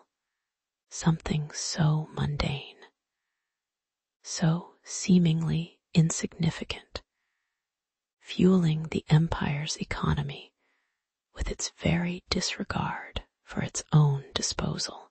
The collectors, unfazed by social judgment, chuckled quietly among themselves as they secured their loads for transport.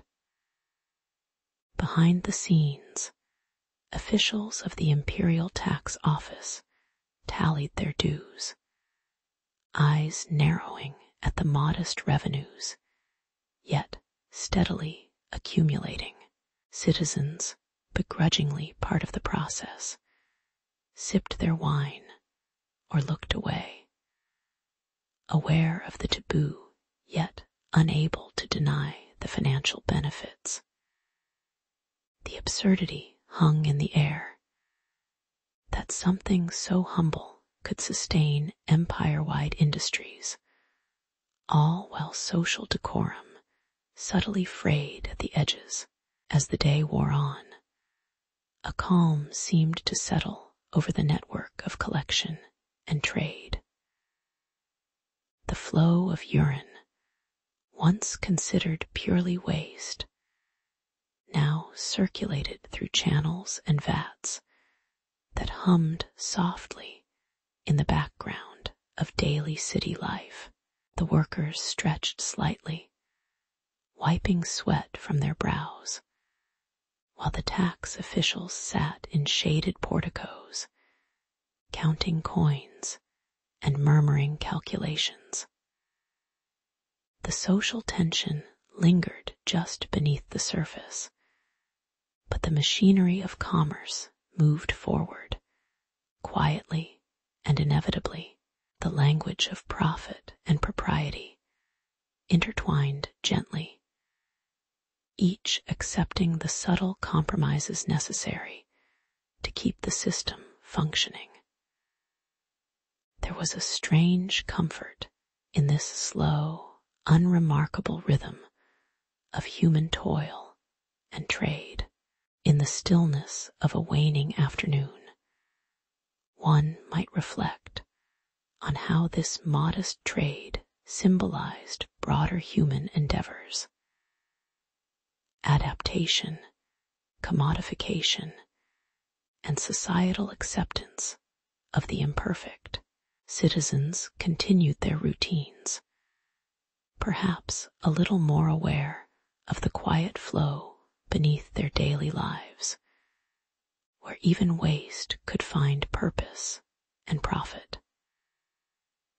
The empire, vast and indifferent, carried on its endless cycle of necessity and irony, never quite disturbed by the human imperfections that fueled it. As shadows lengthened across the stone streets, the story of urine as economic lifeblood offered a gentle reminder that beneath the surface of order, human life, messy, mundane, and subtly humorous, persisted in quiet resilience. In the quiet corners of Rome, where the marble gleamed faintly under the late afternoon light, Emperor Vespasian issued a simple decree, one that touched daily life in the most peculiar way. A tax on urine. The idea was straightforward, yet it stirred the markets more than expected, as containers once filled with everyday refuse suddenly became valuable commodities. Merchants paused, hand resting on worn leather pouches, eyes narrowing at the new regulation. Behind a veil of distant, blurred faces, officials assured the public that this was just another facet of empire administration. But the air remained thick with curiosity and mild suspicion. The slow passage of time carried the news into bustling shops where farmers, tanners, and craftsmen began to reckon with a new, oddly ironic economy. Urine, of all things, now a source of wealth. As the weeks wore on, the initial surprise faded into tension. Rival merchants, eyes bright with quiet greed, scrambled for control of the supply chain, some brimming with bribery, others whispering conspiracies behind tiled counters. The bustling alleys echoed with hushed negotiations over pouches of liquid that once seemed so mundane and now bore the weight of commerce. Meanwhile, a distant report arrived. A plague in the countryside had decimated the urine suppliers, causing a sudden and unwelcome shortage.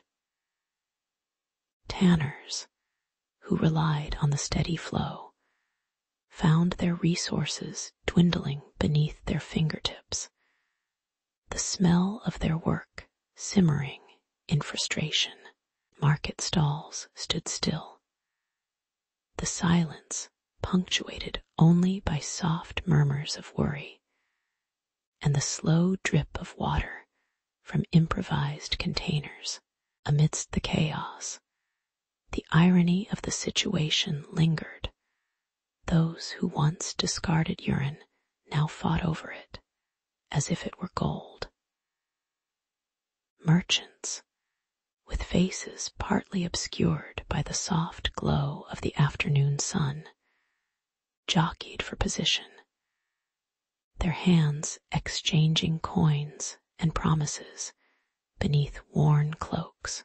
Bribery flowered quietly, unnoticed by those who pretended to oversee order, while others watched with half smiles, amused by the absurdity of it all. The supply, fragile as it was, seemed caught in a balancing act, teetering precariously on the edge of collapse. Even the officials, whose faces remained shadows behind thin curtains of light, looked on with mild cynicism, aware that the entire system rested on a tenuous and inherently human folly. The markets, once predictable, now hummed with subdued irony and slow-moving anticipation. Eventually, the tension eased, and a strange kind of calm settled over the markets as officials and merchants adjusted to the new rhythm. The flow of urine resumed, slower perhaps, but steady enough to keep the industry alive. The streets, once tense with suspicion and hurried deals, settled into quiet routines, men carefully measuring, women calmly waiting, children passing by with unknowing indifference. As the marketplace found its balance, the absurdity of the situation lingered in the background, an unspoken reminder of how human commerce often danced on the edges of practicality and folly. Behind the gentle hum of daily life, the faces of the workers appeared serene, occasionally surpassing a faint smile at the delicate absurdity that life had become. Even in this modest struggle, there was a quiet reassurance that everything, eventually, would find its mundane rhythm. Looking back, it becomes clear that the urine tax was less about wealth and more about the slow, unending human tendency to find value where others see waste. The market's turmoil, the corruption, and the shortages all simply reflected a universal truth. Humans are endlessly inventive, sometimes painfully so in their pursuit of prosperity, no matter how humble or absurd the resource. As the shadows lengthen over Rome's living streets, one can sense that beneath the surface of these small histories, there lies a quiet patience, an acceptance that life, with all its ironies, goes on. The faces blurred by time, and the soft echo of footsteps remind us that even in the most mundane details, history's gentle humor persists, just like the slow leak of water from a forgotten basin. And so, with quiet smiles, we observe that even in the world's oddest economies, life remains quietly, stubbornly human. In the quiet mornings beneath the sinking sun, the Roman Forum held its usual quiet bustle, with vendors setting up their stalls, and senators discussing the day's business. Among the daily routines, the collection of urine, once an ordinary, unnoticed task, began to shift in significance. As the city's economy grew increasingly dependent on this unlikely resource, it was during this time that a small group of plebeians, feeling the weight of the recent urine attacks, gathered in secret, murmuring about exemption and fairness. The air was thick with the scent of wood fires and faint dust, an almost mundane reminder of human effort woven into the fabric of urban life. As the sun climbed higher, it seemed almost humorous that amidst the grandeur, so much of the city's livelihood relied on something so humble and overlooked. Days passed, and the tension grew. The plebeians' protest erupted unexpectedly at the heart of the forum, voices rising amidst the sound of footsteps and the distant clatter of carts. Their demands echoed through marble columns, demanding relief from the tax that felt both petty and punitive. The Senate, caught between morals and practicality, paused in their deliberations, their faces blurred in shadow as they debated whether a drop of urine should bear such moral weight. Meanwhile, Gaius's rival, cloaked in silent mischief, began to sabotage the vats, loosening fittings here, diluting the collection with unseen drops.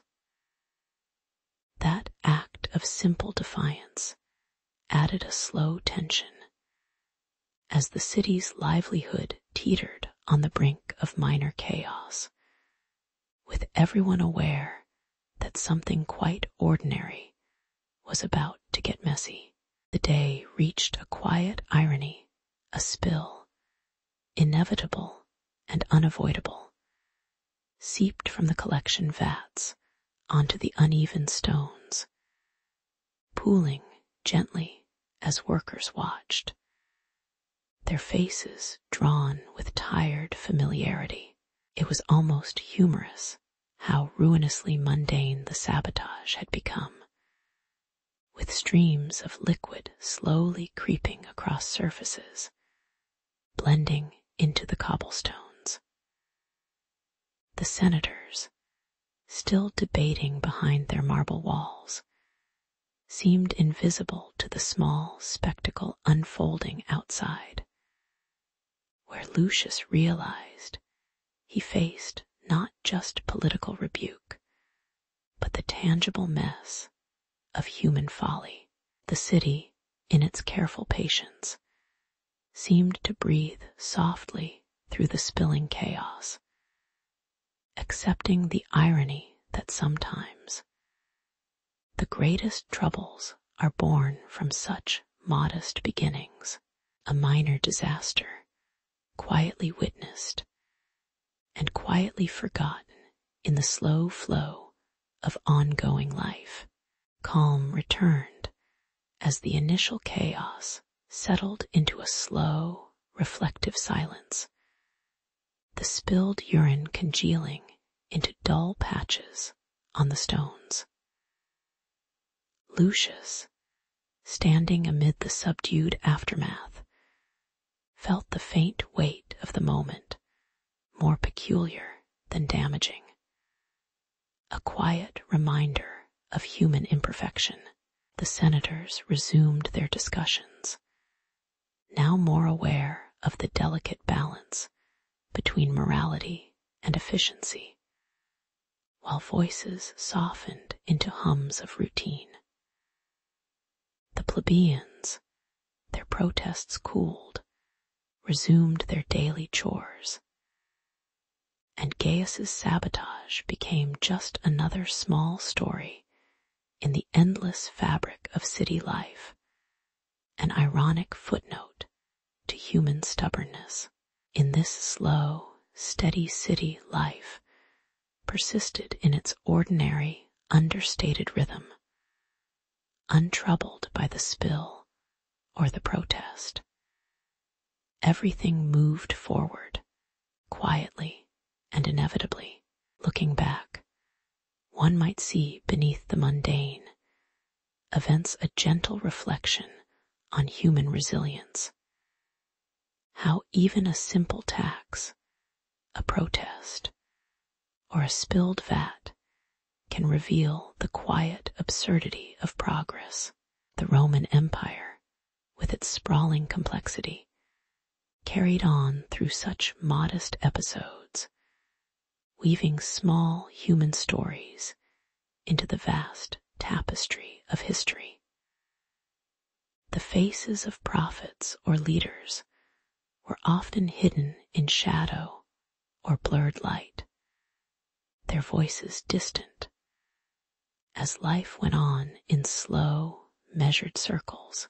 Perhaps there is a certain beauty in these ordinary moments, reminders that beneath grandeur or chaos, humans persist, quietly and imperfectly, in their daily routines.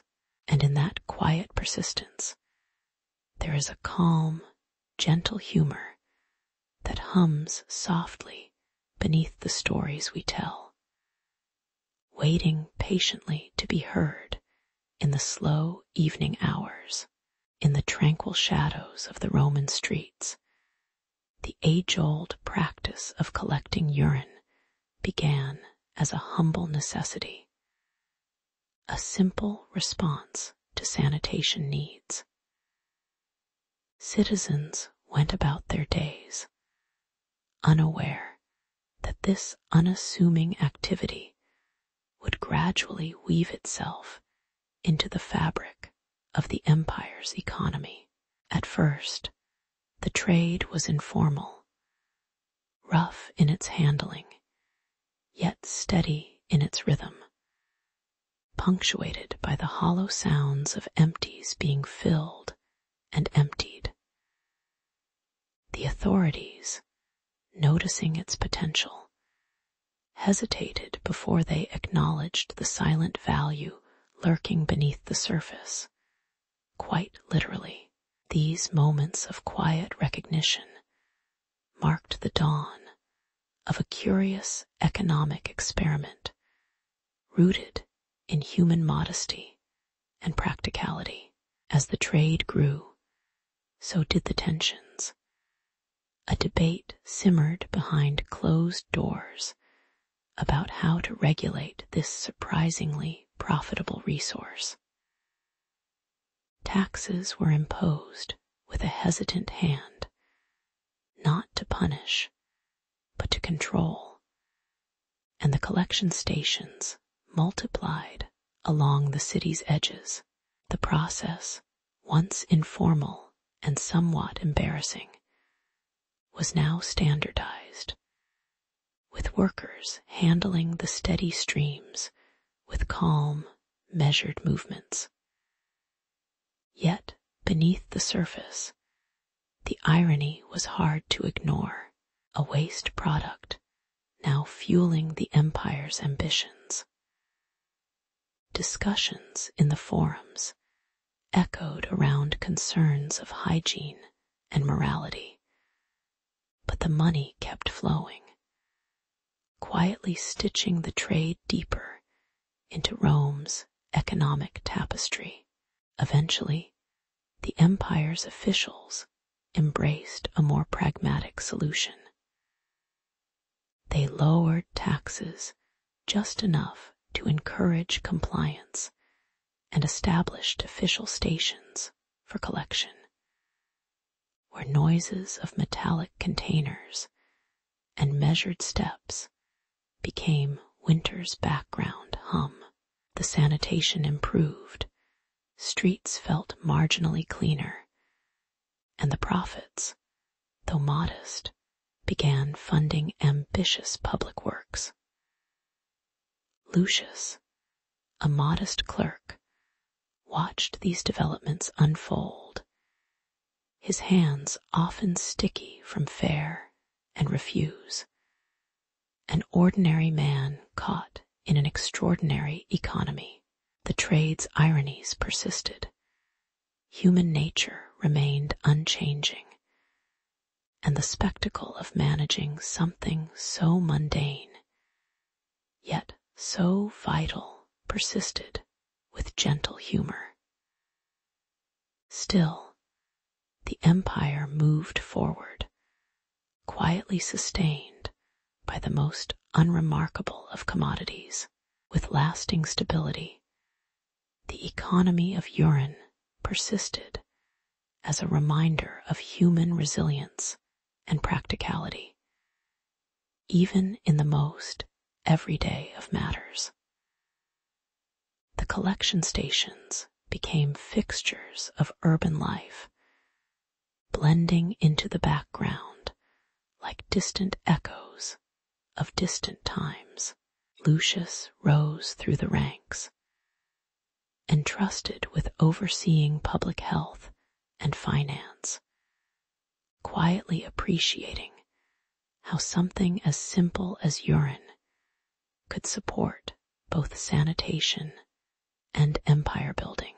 People continued their routines, some amused, some resigned, while the city bled into a calmer, more organized hum of daily life. Meanwhile, the unseen faces of prophets, or perhaps those blurred by shadow, remained indifferent, their silent approval or disapproval irrelevant in this slow, steady ritual. The empire, in its inscrutable wisdom, carried on with measured grace. Today, the story of urine trading in Rome is a faint whisper behind the grander tales of empire and conquest, a subtle reminder of human imperfection and adaptability. The legacy lies not in gold or marble, but in the quiet infrastructure that kept cities functioning underneath the surface, just as it always had. Lucius's name is almost forgotten, replaced by the slower, enduring rhythm of human habit. The modest collection stations, once a source of tension and irony, now rest quietly in history's corner, reflecting the gentle absurdity and resilience of daily life.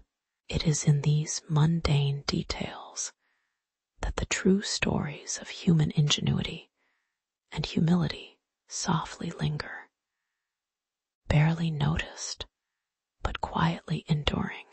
In the quiet hours of early morning, the riverbank in Eldoria shimmered softly under the pale light, where Mara and her small band of laundry workers moved with unhurried familiarity. Their baskets overflowed with linen and wool, soaked and scrubbed in the cool, flowing water, the dust of the town melting away into ripples. The townsfolk watched from a distance, their noses wrinkling at the faint, mottled scent of soap, sweat, and river mud, an aroma that, in some odd way, marked the labor of a necessary, if forgotten, trade. Mara's experienced hands knew the ritual well. Her face, often shadowed, remained unnoticed by the bustling market behind her. Yet her work carried a quiet dignity few acknowledged.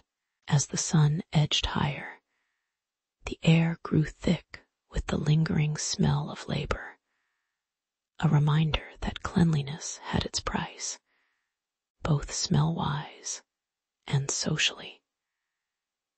It was a simple scene, unremarkable yet significant, an ordinary act embedded in the unseen fabric of daily life. Over time, the town's attitudes hardened subtly against Mara and her colleagues, the laundry workers whose trade was built on scent and suds. Whispers drifted like lazy smoke, teasing about the stinky trades, the soap makers, the washerwomen, the tanners, and often they were met with polite but palpable discomfort. Children were told stories to avoid lingering near the riverbank, where the air retained more than just water and soap. Beneath the surface was something less desirable, an invisible social marker that distinguished workers from the clean world of merchants or landowners. Mara noticed how her own reflection seemed to fade from the faces of passers-by, softened by the unspoken rule that chores of smell were best kept in the shadows. Yet, amid this growing silent disdain, her hands continued their work, unbothered by social judgments, quietly pondering the strange irony how cleanliness was prized, yet its costs remained so subtly taboo. The river kept whispering, a slow witness to these unspoken divisions. A certain irony settled like dust in the air, how those who scrubbed and washed, who battled odors daily, were simultaneously considered lesser, almost invisible in the social hierarchy. Mara, watching a young apprentice fumble with soap and brush, chuckled softly at how society's ideas about smell could be so irrational, yet so fixed. The townsfolk, in their fine clothes and polished shoes, would pass by with averted noses. Yet it was the laundry's humble labor that preserved their ease, their appearances, their rumors. The old washerwoman's eyes glinted with a gentle humor, recognizing the absurdity, yet understanding the delicate balance culture demanded. She knew well that scent was both a signifier and a shield, a way to mark class and virtue silent, yet profoundly felt, as the river's gentle current carried everything along. Mara's quiet work continued, a mundane act wearing the armor of social silence with understated grace. In the quiet hours of the late afternoon, the world seemed to slow further, the river's whisper almost a lullaby, inviting a kind of calm acceptance. Mara leaned on her broom, watching children play nearby, their laughter muffled by the soft hum of water and wind. She reflected on how her trade, once viewed with suspicion, was now tolerated as long as its scent stayed well away from the public eye. There was a strange comfort in the routine, in the steady rhythm of washing, wringing, and hanging, simple tasks that tied her to the natural world and her community. Even if subtly undervalued, the social tensions about smell persisted, yet Mara had learned to see them as part of the landscape, like the river itself, unwavering, unjudging. She smiled quietly, aware of the unspoken stories woven into the scent of soap and sweat, stories as old as the river that mirrored human quietness and endurance. As dusk settled over Eldoria, the river's whisper became softer, almost indistinct, carrying away the day's quiet reflections. Mara packed away her bucket and cloth, the faint smell of soap lingering in her clothes like a muted badge of dignity, an ordinary mark of her life's work. The town's social views on smell amused her in their stubbornness, a reminder that human notions of cleanliness are often more about appearances than reality. She thought about how generations before her had quietly accepted the division, how society's invisible lines about scent had shaped daily interactions without spoken words. Yet in her inner world, simplicity reigned, understanding that every task, no matter how humble or fragrant with sweat, contributed quietly to the ongoing story of human resilience. As she headed home under the dimming sky, the river's gentle murmur echoed the slow, peaceful rhythm of life, ordinary, enduring, and strangely poetic in its calm silence. In the quiet hours of mid-morning, laundry workers gathered around their steaming wash tubs, the air thick with the scent of soap, linen, and slight earthiness. Their hands moved with rhythmic familiarity, hanging sheets that fluttered softly in the gentle breeze, oblivious to the slow march of city regulations. The community regarded their labor as necessary, if somewhat peripheral, like the faint hum of distant machinery underneath a calm sky. It was a time when open-air washing was a simple act, woven quietly into the daily fabric of life, embraced by most and unnoticed by many. Still, beneath the surface, there was an unspoken ease, a shared understanding that stillness was suiting the slow turn of these days. Soon, a new municipal ordinance emerged, quietly posted near the market, forbidding the open-air laundering of linens. The familiar click of the town hall door closing brought a subtle shift, as workers faced an unfamiliar obstacle. Their routines, once so predictable, now tangled in legal threads, and a faint sense of worry seeped into their conversations. Rumors swirled in hushed whispers.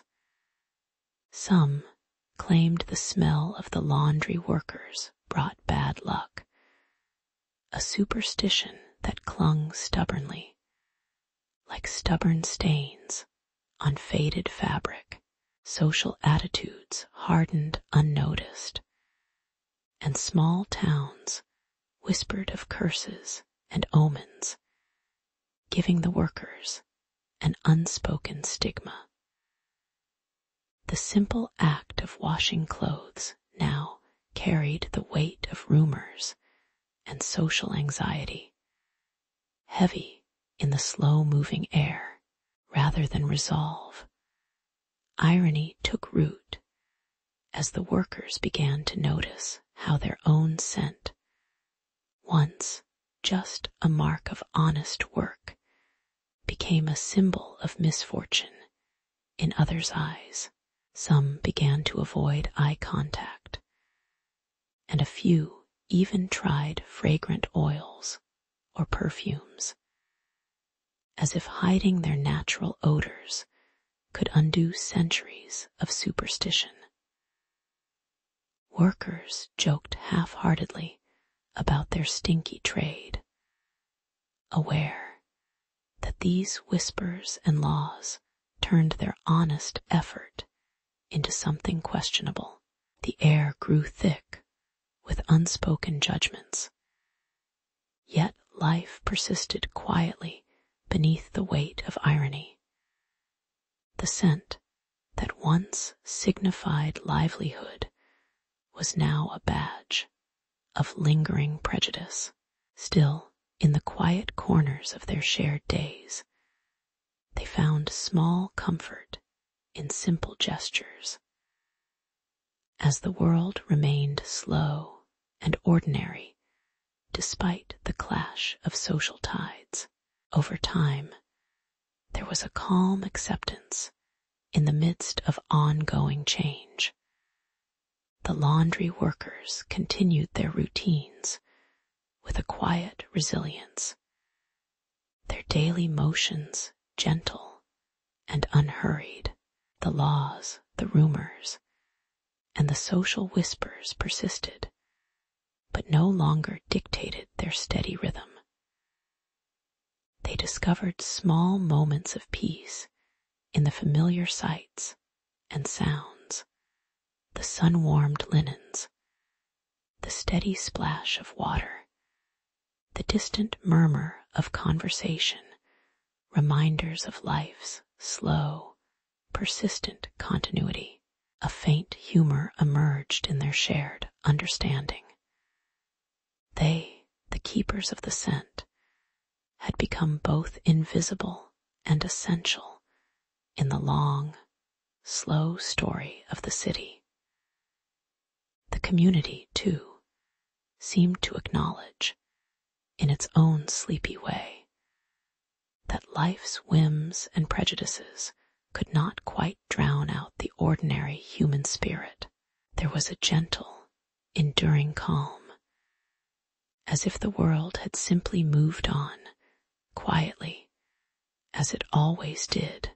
Reflecting on these quiet days, one sees how the simple act of washing linens and the stories woven around scent reveal the subtle absurdities of human society, how social prejudices cling to the mundane, and how laws and rumors silently shape lives.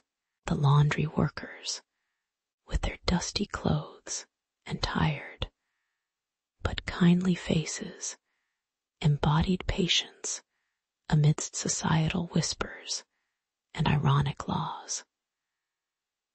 Their story is one of quiet resilience, a reminder that even in the slowest moments, human imperfections and shared humor endure.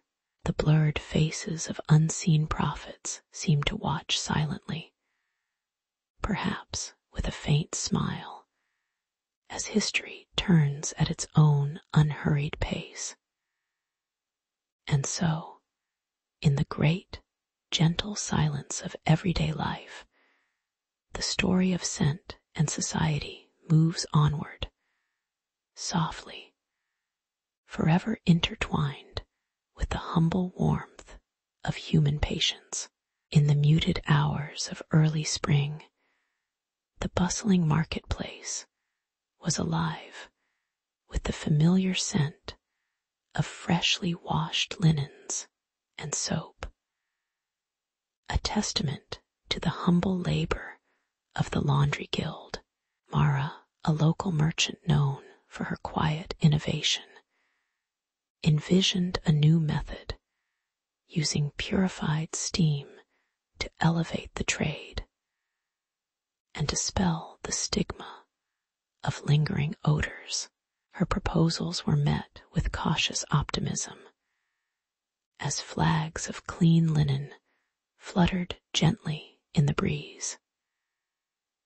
It was, in its way, a small step toward dignity, whispered in the soft hum of communal effort and shared routines.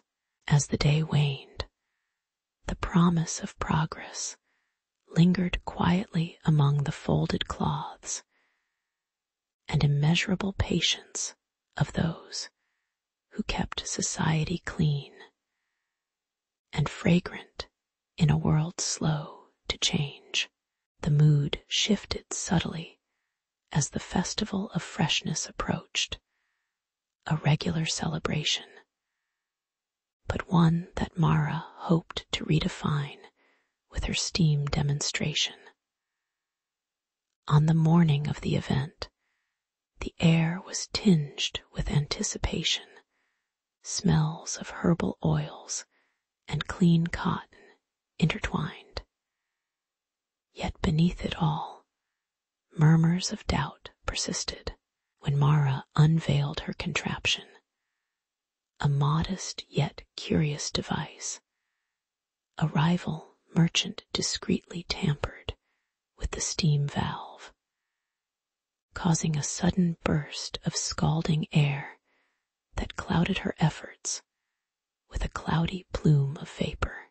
The crowd's face masks of polite interest morphed into expressions of mild discomfort and curiosity. Mara's demonstration was quickly overshadowed, not by failure alone, but by the gentle, almost ironic reminder that human rivalry lurked even among the most mundane trades. The scandal spread quietly through the community, a slow ripple of whispered question and amused disapproval. The rival merchant's sabotage was revealed not through outrage, but through a shared, resigned smirk at the absurd persistence of competition. Those who cherished tradition chuckled softly, imagining the silent, unseen faces of those past laboring through their daily routines, unaware of the petty plots that could so easily distort progress. The guild's reputation became a sort of enduring subject of subtle joke, an ongoing cosmic irony that the very effort to improve hygiene could be sabotaged by human pettiness. Mara, standing amidst the remains of her steaming machine, took a breath and regarded her fellow workers with a calm acceptance that seemed almost timeless. In the days that followed, the community settled into a state of quiet reflection, the kind that often softly blankets shared human folly and resilience. Mara's experiment, while temporarily thwarted, had stirred a faint awakening, a recognition that progress did not always follow a straight line, and that even in the most ordinary pursuits, human flaws persisted gently alongside steady effort. The market returned to its steady rhythm, cloths washed, whispers of improvement, and faint laughter over the proverbial stink of human rivalry.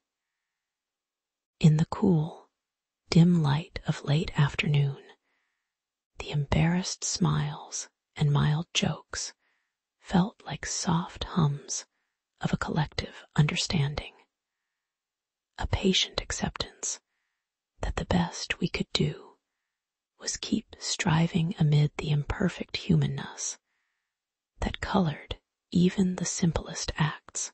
Looking back, it became clear that the true lesson was not in perfect cleanliness or triumphant innovation, but in the quiet shows of human perseverance and humor. The story of Mara and the sabotaged steam machine faded into the background of daily life, a modest reminder that even the smallest efforts to elevate a trade are intertwined with human quirks and contradictions. As time settled into a gentle rhythm, the community learned to accept their shared flaws, recognizing that imperfection was simply part of the human condition. Like a lingering scent, no amount of washing could entirely erase. In the stillness of such reflection, there was a profound sense of calm, subtly amused at how the story of the dirty trade remained behind the scenes, quietly unchanged, but with a little more patience woven into its fabric. In a quiet town where laundry was a routine task, the smell of soap and water was familiar, but often overlooked, until one day a faint suspicion lingered in the air, an odor that betrayed more than just cleanliness. The laundry workers, those diligent women and men who wrung out and hung clothes with steady hands, began to be shadowed by whispers of their stench, a murmur that seemed as natural as sunrise. Yet beneath the surface, no one paid much heed to their skill in removing dirt or to their quiet effort, only that strange, persistent smell. It was a day like many others, but the town's peace would soon be disturbed by something unexpected. The town council listened with still, tired faces as reports came of a mysterious outbreak caused by contaminated river water, forcing everyone to confront truths long ignored. As the illness spread slowly through the streets, fear mixed with curiosity, and old prejudices quietly stirred. The council members, their faces blurry in the dim light of the chamber, debated loudly, some pointing fingers at the muddy water, others at the laundry workers, as if blame could be so easily assigned. Amid the rising tension, Mara, a seasoned laundry woman with calloused hands, spoke softly, defending her trade's dignity and expertise. Her voice, calm but firm, reminded everyone that their work was vital, that the pungent smell was a sign of thorough cleansing, not neglect. The irony hung thick. The very people judged by their scent were the ones who knew how to purify water and clothes from what the town could not see. Yet their wisdom was obscured beneath layers of social shame, unnoticed by those who shunned the scent's true meaning. In a strange twist, the council hearing turned almost humorous, an absurd scene where the supposed stench of the laundry workers became a symbol of the town's blind neglect. Mara, with her hair tucked under a worn cap and her face half shadowed, kept her composure as she explained the importance of cleanliness that went beyond surface smells. The officials, some with their faces hidden behind a faint, unrecognizable glow, listened with half-closed eyes, perhaps wishing the controversy away. The town's prejudice lingered, heavy as a shuttered window. Yet there was a quiet acknowledgement that these workers possessed an unspoken knowledge. They cleaned not just clothing, but in a way, the hidden filth of neglect that had festered beneath the surface of their society. Gradually, the atmosphere in the chamber softened, settling into a kind of calm that felt more like resignation than peace. Mara's gentle words settled into the room's stillness as the townspeople began to see the lesson hidden in the stench, an inconvenient truth about the society that had long ignored its own faults. The smell, once dismissed as offensive, now seemed to carry a subtle dignity, a reminder of unseen labor and unrecognized expertise. Outside, the river flowed quietly, carrying stories of city life, of human effort buried beneath layers of odor and indifference. And within the chamber, faces blurred with fatigue listened anew, the irony of their judgment quietly sinking into their thoughts like a gentle, insistent tide. In the quiet after the hearing, reflection settled like dust, an acknowledgement that human effort often wears unglamorous masks, yet remains essential.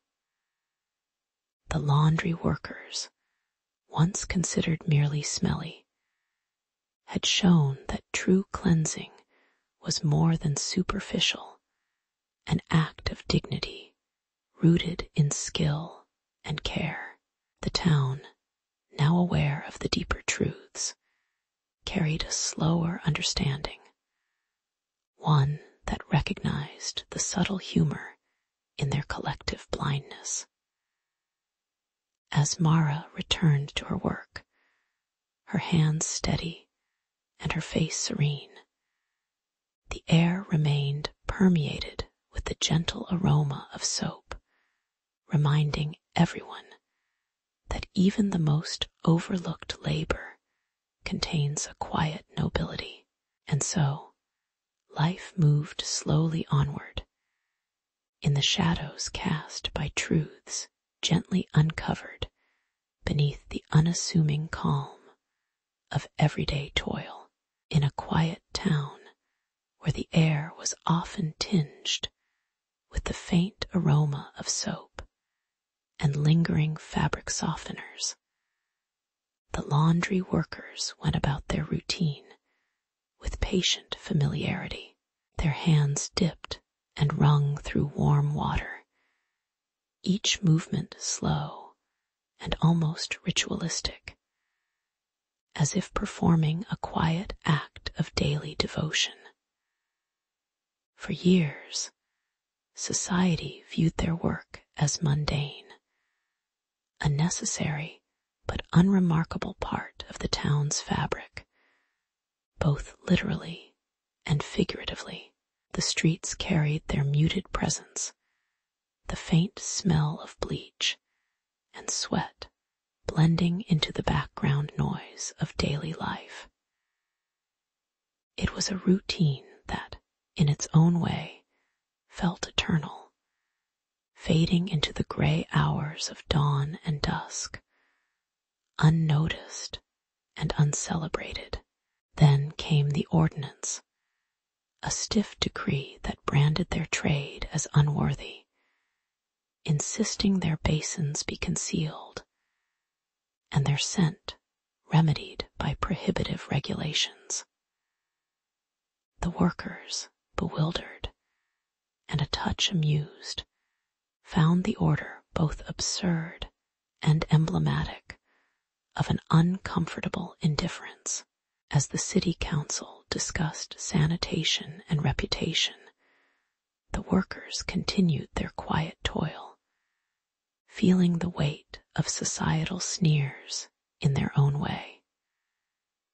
Their soapy hands seemed suddenly heavy with unspoken frustration, yet they carried on, knowing well that, for now, their work remained invisible and overlooked. Ironically, it was the very smell they could not escape that drew the silent scorn, a smell society insisted should be suppressed or silenced entirely. The irony settled like a slow fog, curling around the town's efforts to deny the truth of the laundry trade. City officials, in their somber meetings, debated with comic seriousness whether the workers' scent could be tamed or erased entirely. An official suggestion floated to set up scented fountains to mask the odor, an ironic gesture that only underscored society's insistence on hiding what was real. Meanwhile, the laundry workers watched quietly from the shadows, their faces blurred beneath the soft glow of late afternoon, unconcerned with the official fuss. The absurdity of trying to bleach away identity with artificial fragrances seemed almost poetic in its stubborn refusal to see the human behind the soap suds. Later, a gentle shift took shape, an unspoken acknowledgement that perhaps the fabric of their community needed a little patching, not ripping apart. Communities began to gather for modest celebrations that highlighted the toil behind clean laundry. Invitations extended shyly to recognize the worker's vital, but often invisible role, a festival of scents, simple and unpretentious, emerged celebrating the honest odors of work and life, not trying to hide them. As the somber city faced the gentle acceptance of its own human messiness, the workers continued their quiet careers, their faces now partly visible in soft morning light. The town, in small steps, learned to listen, to breathe in the reality nameless and honest, rather than deny it beneath layers of superficial scent masking. In time, the story settled into a calm, persistent memory, one of subtle change flowing through ordinary streets. The council's decision to protect the guild and the scent festival that followed became a quietly celebrated turning point, a recognition that dignity might sometimes be found in the unvarnished truth of daily labor. The laundry workers, once scorned for their smell, found a gentle respect that didn't erase their essence, but embraced it as part of their human story. Looking back, history retained its calm, knowing hum, an acknowledgement that even the most mundane tasks carry a quiet dignity if we allow ourselves to listen. And so, the town's air, once filled with judgment, softly shifted to one of gentle remembrance and subtle pride, leaving behind the faint aroma of acceptance.